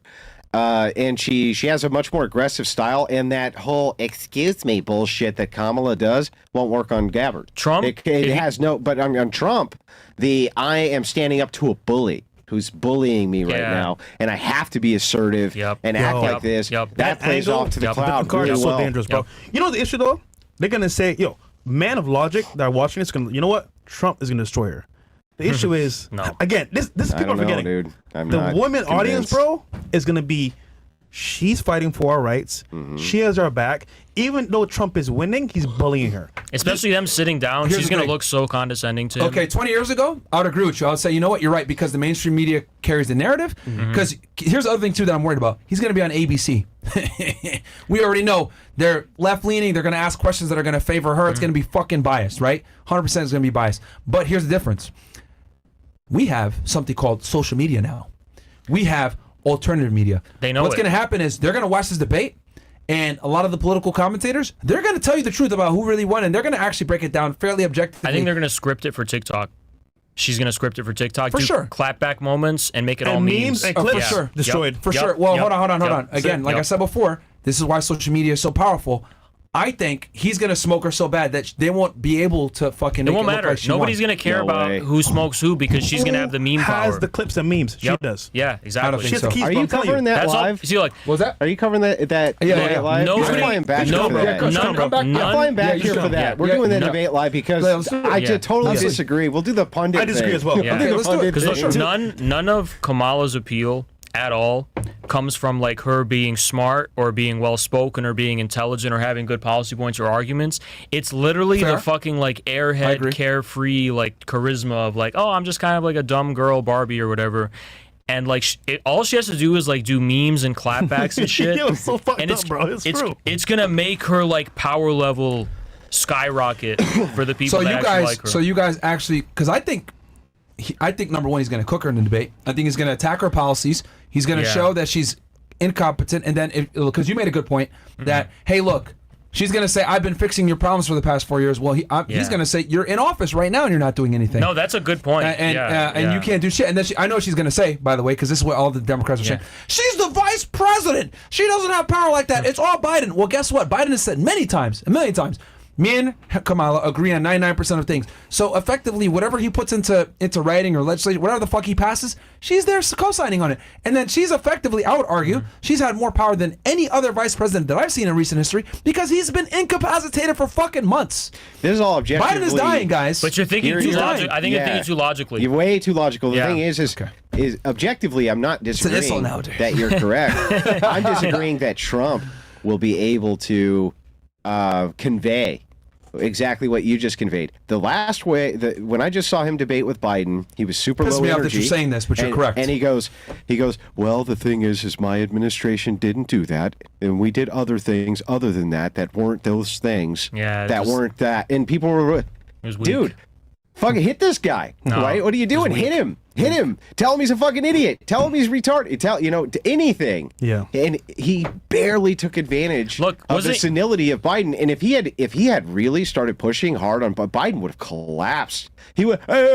He wouldn't have even known where the fuck he was. Look, I would agree with you on logic and reasoning. The problem is your opponents who's actually going to be against Trump, they don't think logically, bro. They think emotion and rationality to the highest degree of what they feel is right. That's the problem here. I'm looking at their point of view, and they believe that she's being bullied, she's a victim. Oh, she didn't know what's going on. Remember, this isn't she Clinton. wins. Everybody fucking hated Clinton. Mm-hmm. Everybody hated Clinton. She was not a likable person. She never really was a likable person. Harris, she's captured the TikTok imagination. And TikTok is overwhelmingly women. And that's why it's always fucking crazy when you go on there and you join any TikTok panels. Overwhelmingly They're always left. insane because it's inside the mind of a woman. You're inside the mind of a woman. That's why it's always wild there. Google Kamala Harris, Google Trump. You're going to see nothing bad about her, everything bad about Trump. Yeah. Dude, it's crazy, bro. Let's do the experiment right now dude, real quick. Her Can we appeal pull up Google? to the public is so clean. Nigga, how you going to beat her? TikTok too, by the way. Well, the reason why it's clean, let's type in Donald Trump first. Donald Trump. Just type in Donald Trump. And bro, I hate to say this. Let's see what comes up. I want him to win, but bro, it's almost impossible at this point. Altercation. Special counsel files reworked indictment against Trump. Trump's evangelical supporters just lost their best excuse. Yeah. Right? Now Google Kamala Harris now. Bro, she is so This is clean, real time. bro. We're doing this right now, 1:30 a.m. Dude. on fucking Wednesday. Let's see what we they have when we finally scrubs. win. Her- Why Harris wants to unmute Trump. Harris and Walz sit down with CNN for exclusive first joint interview since campaign. Wow. Cook political report shifts North Carolina toward. Yo, fuck this shit. Nothing bad. What did I tell you about fucking Google, man? Who runs Google? Hold on. Shit's fucking crazy. Hold on. No, watch Shit this. pissing right? me off looking at this shit. Now watch this. Imagine somebody that doesn't The fuck? have logic or reasoning that sees this. You know what they're gonna say? If I had to choose between lesser evil, I'm gonna choose Kamala. Yeah. And dude, that's the problem with society nowadays, bro. It's what's easier choice and what's comfortable What's to less me. energy? Yo, you literally, Exactly. you guys, we just Googled it with Easy you guys going. live. You guys saw that shit? All negative shit about Trump. all positive shit about her. Oh, her first sit-down was CNN, which is a fucking leftist media company, by the way. Like, they're not going to ask her no hard questions. Why does she go on Fox? See, Trump and JD Vance have won on ABC and CNN a million fucking times. But this bitch can't go on an adversarial news channel? she's playing. Why can't she go on Fox? She's playing the smart game. And Totally. her advisors are telling her what to do, A to Z, and she's following. She doesn't listen. Word for word. Listen, she is not giving us policies. She is not giving us policies. Yeah. She is not giving us. She stole policies, too. Yeah, she is not giving us what credit she's with going kids? to do. She's not giving us anything. She's giving us nothing. And the thing is like that's the best thing she can do. She's above criticism. If she gives you no policy, you can't attack. Look, the I think policies. Americans have She given just recently long gave time- the House won $25K to home buyers, 5,000 tax credit, Long- which JD Vance, by the way, came up with that, and she stole it from him. a long time ago, Like- at least the new generation of voters do not give a fuck in any serious way about politics. It's literally all vibes. They gave up. yeah. The country became so insane and so crazy, especially with Trump getting Just how I elected. feel. Like, oh my God, Trump got elected. Like, it fried people's brains. And it's like, after that, and Biden is senile and he's president and he's literally senile. It's like, people don't care anymore. They're just here for the memes now. Here's one They're more not here angle to- as well. Nobody gives just a to fuck. make this very clear. The angle that Trump can come at her with to maybe like bully her a little bit in a certain direction and call her out. You know what they're gonna say? Misogynist, bully. These terms, bro, will shut out a majority of people to vote This for Trump. is, and by the way, here's He can't win, it'll bro. trickle all the way down to the internet. Yeah. This is why red pill content creators exist. There you go. That's it. Because this culture of misogyny, which Yeah. is why they're all Trump supporters, because they hate women. And look at how he treated this woman, who is definitely going to be the next president of the United States, according to them. Right? Look at how he treated her. What a piece of shit. This is the alt-right pipeline. You know what I mean? I can hear it all relate now. it to the red pill space. Right now, we debate women sometimes on the truth and reality. You know what happens on the show? We tell them the truth. People see it. These people are bad people. Don't talk to them. Yep. Imagine Trump on a bigger scale to a massive audience the of same shit. population. Yeah. Bro, you're cooked. Yeah, You you're can't done. really beat her because now you're a bully and you're misogynist and you're racist. Even if you win, you lose. You can't. Dude, he's cooked, bro. I'm telling you, he's cooked. I've Look, seen all think angles. we'll see. I mean, like I said before, I'm excited for the debate. I Me think too. they agreed. Did they agree to 2 or 1? 2. 2, right? Yeah, I was told 2. Yeah, dude, definitely come for the one in September. Because I think that people really love to watch me and you analyze it. Yeah, that'd especially be fun. since we're debaters Yeah, ourselves. I'll do it in person. Yeah, so that'll be fucking fantastic. Because I covered the debate with Biden and Trump, and people really enjoyed that. So this one will be a good one. Yeah, actually, you guys better fucking watch our ones because we're some of the best debaters on fucking YouTube. We're gonna you guys better fucking watch it. But that scares me, man, because you guys are saying, because here's the thing, it pisses me off that you guys are saying this, but you guys are kind of correct that we're gonna look at it objectively. Man, he fucking smoked her. This chick didn't fucking actually attack any of his points. You know, she called him a criminal a bunch of times because you best believe she's gonna fucking say that shit. You know, he was able to articulate how she stole a bunch of his ideas, how a lot of these things that she's She'll talking come about. out and say he emotionally raped me. Yo, Like bro. that Shit like you know that, what I bro. mean? Like- She'll say that kind of shit. Yeah. Yeah. This was emotional rape. Bro, we cover women topics daily for years. We know how women operate. Bro, it's only a matter of time until it comes out in the limelight.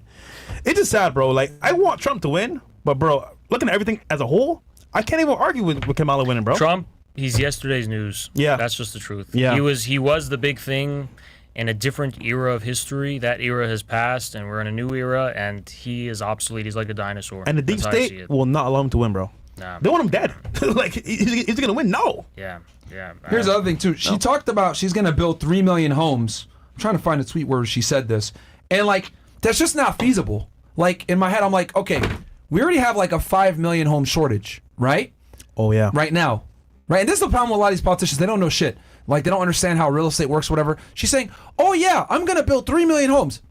Bro, are you really going to build 3 million homes? Because number one, we know the price of lumber and building a home is extremely expensive, and most contractors actually don't want to build single-family homes. They want to focus on building commercial real estate, building big projects because they get paid more for doing that. Why the fuck are they going to waste their time and resources building single-family homes, which don't pay that much when the price of labor and materials has gone up? It's not feasible, right? And then here's the other thing too that she doesn't get. Who's buying the single-family homes? I'll tell you who's buying it. It's fucking BlackRock. They're buying all the single fucking family homes. Who runs BlackRock? Larry Fink. Where's he from? We know that. Fucking so it's like, no, you're not going to be able to, she's making these promises that she simply can't fucking adhere to. Oh, I'm going to give you guys $25,000 on buying homes. Guess what's going to happen? The people that sell the homes are all going to raise the prices of the house by $25,000. But you know what the issue is? Is that she's making these promises that are impossible. Everyone knows they're impossible. But they sound good. And they're not even impossible. They sound good, yeah. They're not even impossible only, because they're not feasible. They're impossible because she would never go against her actual backers and go against the actual people that fund, her campaign and shit. The Democrats are bought out. We all know that. She's not going to do give all these handouts the for free. The 3 million home thing was the biggest. I was like, bitch, you can't do this. But look, here's the thing. Here's the thing. You're smart enough to realize that. But you know what's so disastrous though? Yeah. Is how Trump feeds into it by being like, oh yeah, she's actually going to do this. She's a communist. It's really scary. And she's feeding into her like power projection that she's going to have all these sweeping changes that she is not going to do. If Trump would have said like Kamala is corrupt, she's the swamp, she's special interest, whatever. If she like leaned on the crooked aspect, he leaned on the crooked aspect he did with Hillary, and just use that against her, that'd be so much more powerful. Or incompetence. It's like, if he leaned in incompetence, that would have been good. Oh, it's so scary. Kamala Harris is going to herald all of these sweeping changes because everyone loves the fucking system that exists now. We really just want to preserve it as is. It's like, no, people, even just to see some shit happen, people want some crazy shit to happen. Yep. Listen, I think we shouldn't give up on Trump totally. I'm just saying how the world is right now, bro. Looking at it from an objective standpoint, he's going to either lose badly because of the world itself, or he's going to win, but they're going to project him as a bully.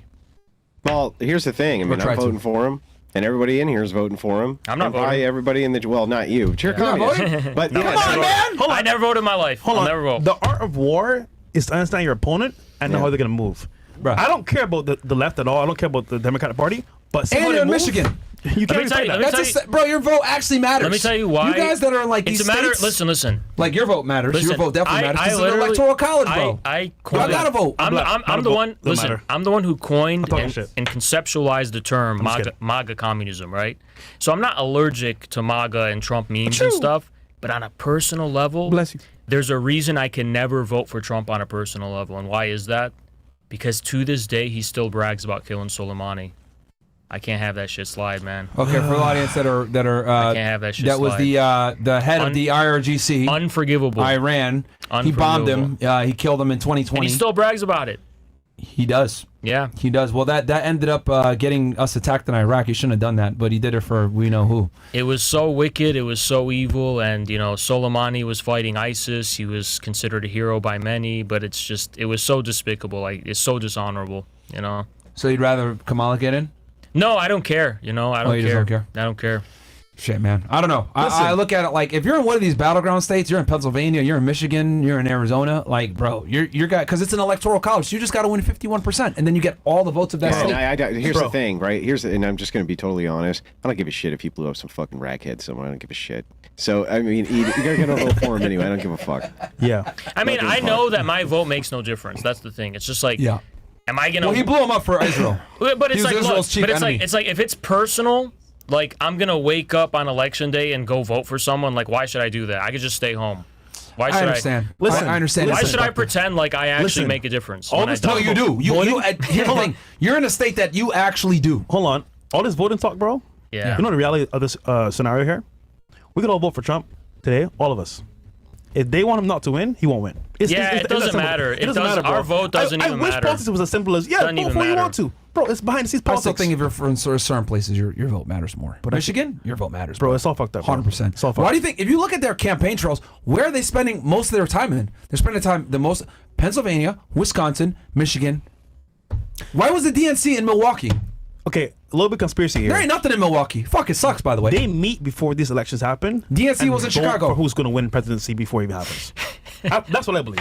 Guys, I can't believe I'll sound so crazy, but it's like, what if Trump is just a clone? You ever thought of that? All right, nigga, it's a little bit late. You might be tired. Need a cup of coffee, bro? Yeah, we don't know, but how do I know? I don't know. And then I think I said. And then last one here, guys, and I want to get your guys' takes on this, and then we'll close it out. So, obviously, as you guys know, our boy Andrew Tate was arrested last week, which I find it interesting because days after Candace Owens had a Twitter space about a certain topic. they went ahead and they went ahead and had him arrested. And then obviously he got like 33 charges. Or no, was it 33? No. Allegedly, 30 plus women came forward saying that they're new victims in this case. And 2 are his baby mamas, I believe. And 2 of them are baby mamas, which I thought was very interesting. Yeah. So let me get this straight. You're saying that the mother of his children are victims in this human trafficking scheme, and they can't see their kids now because of it. Listen, this is the issue when you are a free speech absolutist and you believe everything is okay. The problem is, bro, the powers that be don't want that shit out there. And as a result, you become a target and you become a isolation of pure punishment as an example of heretics and people that don't follow the agenda. What Tate did, I believe, was great for men. The influence he had was impactful. The most Google man in the world, crazy exposure. 2022, yeah. The problem is when you become a figurehead of free speech and the truth, you become a target of the establishment. And we all know what happens at that point.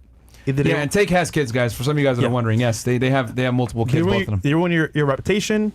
They kill your desire to make money because you can't make any money, or they kill you or put you in jail. Is it either one of these 4 scenarios? And what do you do at that point? Do you fight back the establishment? How? They're not even on camera. They're behind the scenes. They're in some mansion or castle in, I don't know, Sweden or something like that. Who knows? But they're not even seen on camera. How do you fight back? It's governments. Can you? Yeah. There are ways to do so, but it takes your whole life. Essentially, when you're in a position like Tate, right, you're a martyr at that point. Yeah. He's not, and that's how, unfortunately, I think his story ends. Is he's going to be fighting for the rest of his life, long after people have forgotten what he's even fighting with them about. You know what I mean? And then I think he even knows that. He knows that. I think he even knows that. So yeah, I mean, he even said it when we went and did the pod with him. He literally says, "I'm going to jail. Like, send me to jail." But he's very clear. He said, "Don't be a martyr." Remember he said that, right? Don't be a martyr. I remember he said that's Sneeko. Yeah. Yeah, don't be a martyr. But I think he's going to end up a martyr. Bro. He said it's a Sneeko because they were already starting this bullshit on him before. And I get the complaint. Fresh or a coward. Listen, motherfuckers. You have to understand, right, bro? Like this life that we live right now, bro, is built off of agendas and being smart. If you move dumb, you're gonna fucking die and end up in a fucking box. Listen, motherfucker, I got shit going on behind the scenes. I got family to take care of. I'm moving smart because I know what's happening in the real world and what the Bible says. Now, granted, though, I could be a free speech absolutist as well, or martyr myself. But nah, he can do that shit. Go ahead, Myron. You be a martyr, bro. I will. It's okay. Well, let's go to the tweet real quick. It goes, and this is from our boy Jewel Sullivan, the sartorial shooter. A new level of ridiculous from Tate prosecutor. Buying mates' cars equals hiding money from trafficking in 23 and 24 while it's under judicial control. As you guys know, well, some of you guys don't know this. So what ended up happening is the Tate brothers bought their fitness guy, Tristan's trainer that helps him with his shoulder. Yeah. And they bought one of their other guys, they bought him cars as gifts. And they're trying to say that they were hiding money from trafficking. This was money laundering. While they were having the house arrest in 2023, as you guys know. So let me get this straight. What the fuck? I buy my friend a car, and money laundering, bro. now I'm hiding money from the government. Yeah. The U.S. defamation case, intimidating acts. The woman lied and said she was kidnapped. That's defamatory. Yeah, man. I mean, and then this, I think, comes from the Dicot case. In order to hide and dissimulate the illicit origin of the money resulting from the commission of the crime of human trafficking between December 2023 and July 2024, the 2 defendants purchased and registered 4 luxury cars in the names of close people. At the same time, in an attempt to prevent the discovery of the truth, they took actions of clearly intimidating nature and acts of corruption on some injured persons and witnesses in order to induce them not to give statements or give false statements in this file. Well, first of all, I don't understand what those have to do with each other exactly. But also, on the first point, how would that be hiding? How would that be hiding the money? Bro. Wouldn't that be like, I couldn't think of a better way. Because they bought the cars and they put it on the internet like, hey, look, I couldn't think of a better way to not be hiding money than to be like, oh, hey, look at this new Lamborghini. And I post it. That's like driving your money around for everybody to see. Yeah. This sounds like the opposite of laundering. People that do bad stuff, Myron, they lay low. They don't post anything. They keep it like private, if at all. They're posting online. I think Dicot is just running out of steam, and they're like, we need to put another case on these guys because I think the other one was weak, and they were like, yeah, we need to do something because I don't think people understand this, right? Like when the Tates got arrested in the end of 2022, it was, if I'm not mistaken, in December. I don't think Dicot and the Romanian government knew that it was going to get that much media press. And when they realized, holy shit, this got a lot. This is worldwide news, and they're covering it. Like, yo, there's like Twitter accounts and like YouTube accounts literally dedicated to just covering Tate coverage, right? Like, these dudes made a whole platform off of talking about Tate's arrest, right? When they did this, I don't think they knew that it was going to reach this worldwide level of reach. Now, guess what? Now they have to see it through. Versus, because just so you guys know, Romania is an extremely corrupt country. This is not a place. This is a place that's very known for police ripping you off, taking the money. Hey, you bribe, whatever the fuck it may be. They thought maybe we could get a quick payday, take some watches, take some cash, etc., because they seize all this stuff and be able to keep it moving. No, they can't. Now they actually have to bring this to fruition and put these guys in jail to some degree with evidence, and they haven't been able to do that. So they're like, you know what? We're going to go ahead and make another case, bite ourselves some more times, because the Romania criminal justice system is they arrest you and then they investigate. They give you preventative detention, and that's what they do. So, like, they do the case after you're arrested. There's no probable cause or any of this due process that we enjoy in the United States and the Western countries. So, I think it's very important for everybody to understand that it's the other way around, and I don't think the Romanian authorities knew that this was going to get this much press. If any of you were in Andrew's position, what would you do? Me? What would you do? You know, I this is something I haven't really been keeping up with at all. I don't really know about the case. I don't know what's going on. I haven't really looked into it. But it just seems like he's going to jail and there's nothing to do about it, right? Or am I missing? That's what it seems like hearing you guys talk about it. Like, he's just going to prison. There's nothing to be done. I think at this point, he's been a target of a lot of people's envy and I want to say. No, I mean, I know who he is, but like, is this case going to actually put him away? We don't know. We don't know. I think that it seems like he's in a totally powerless position. He is. What can he do? But, he can fight, and that's what he's doing. In the courts, right? Yeah. So I mean, they didn't. What would you do in his position? The only thing you can do is fight. The only thing you can do is fight or cut a deal. But they probably see so much of this guy's assets. I don't think he has the sort of net worth he used to have fighting all of this. I don't even know if you could bribe somebody. What would you bribe him with?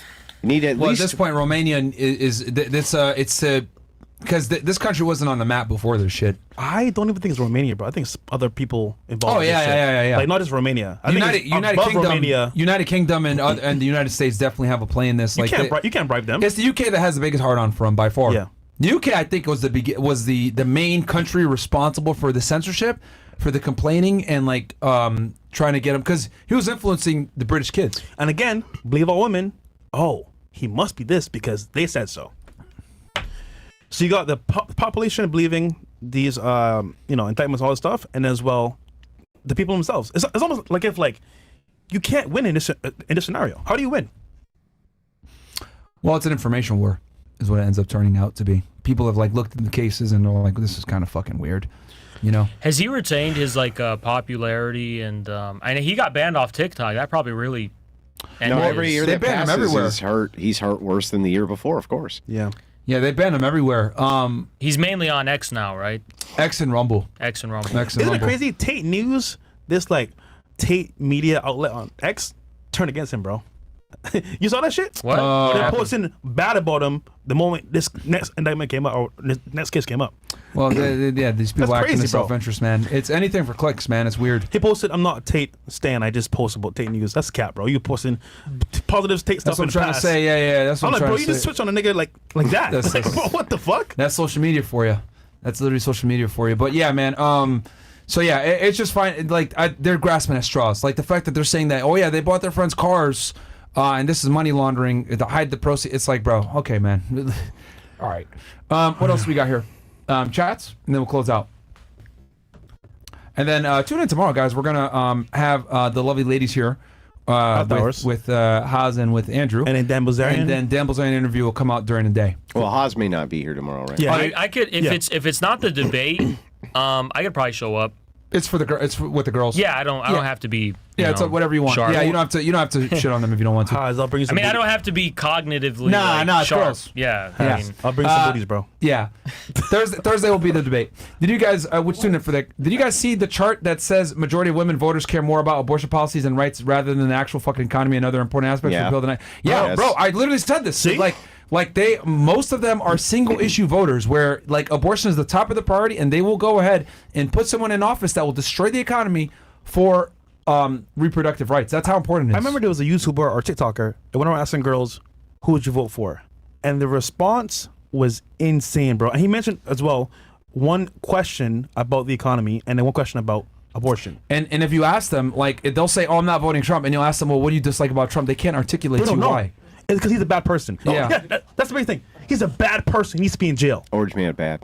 I'm like, bro, like. The chief for Myron, did you hear about Foo Fighters endorsing Kamala Harris? The Trump campaign licensed My Hero when Trump brought out RFK. Yeah, I did hear about that. Dave Grohl claims they didn't get permission, but the facts say what? Go back. The facts say what? The facts say otherwise. Otherwise, Foo Fighters. Yeah, fuck the Foo Fighters for that, bro. Bro, that's the problem with these musicians and celebrities, bro. I've lost so much respect for a lot of these guys because, like, they're all fucking left-wing, like, pussies, man. Like, they're all, like, social justice warriors. This is why you can't trust a lot of these social media influencers, You know man. what I found out, though, about the music pussies. industry? If you want to go ahead and speak against the establishment or what's going on in the background, you're done for. That's why they're not political. And if they are, Yeah. it's always to the left. Always, bro. Yeah. Almost always.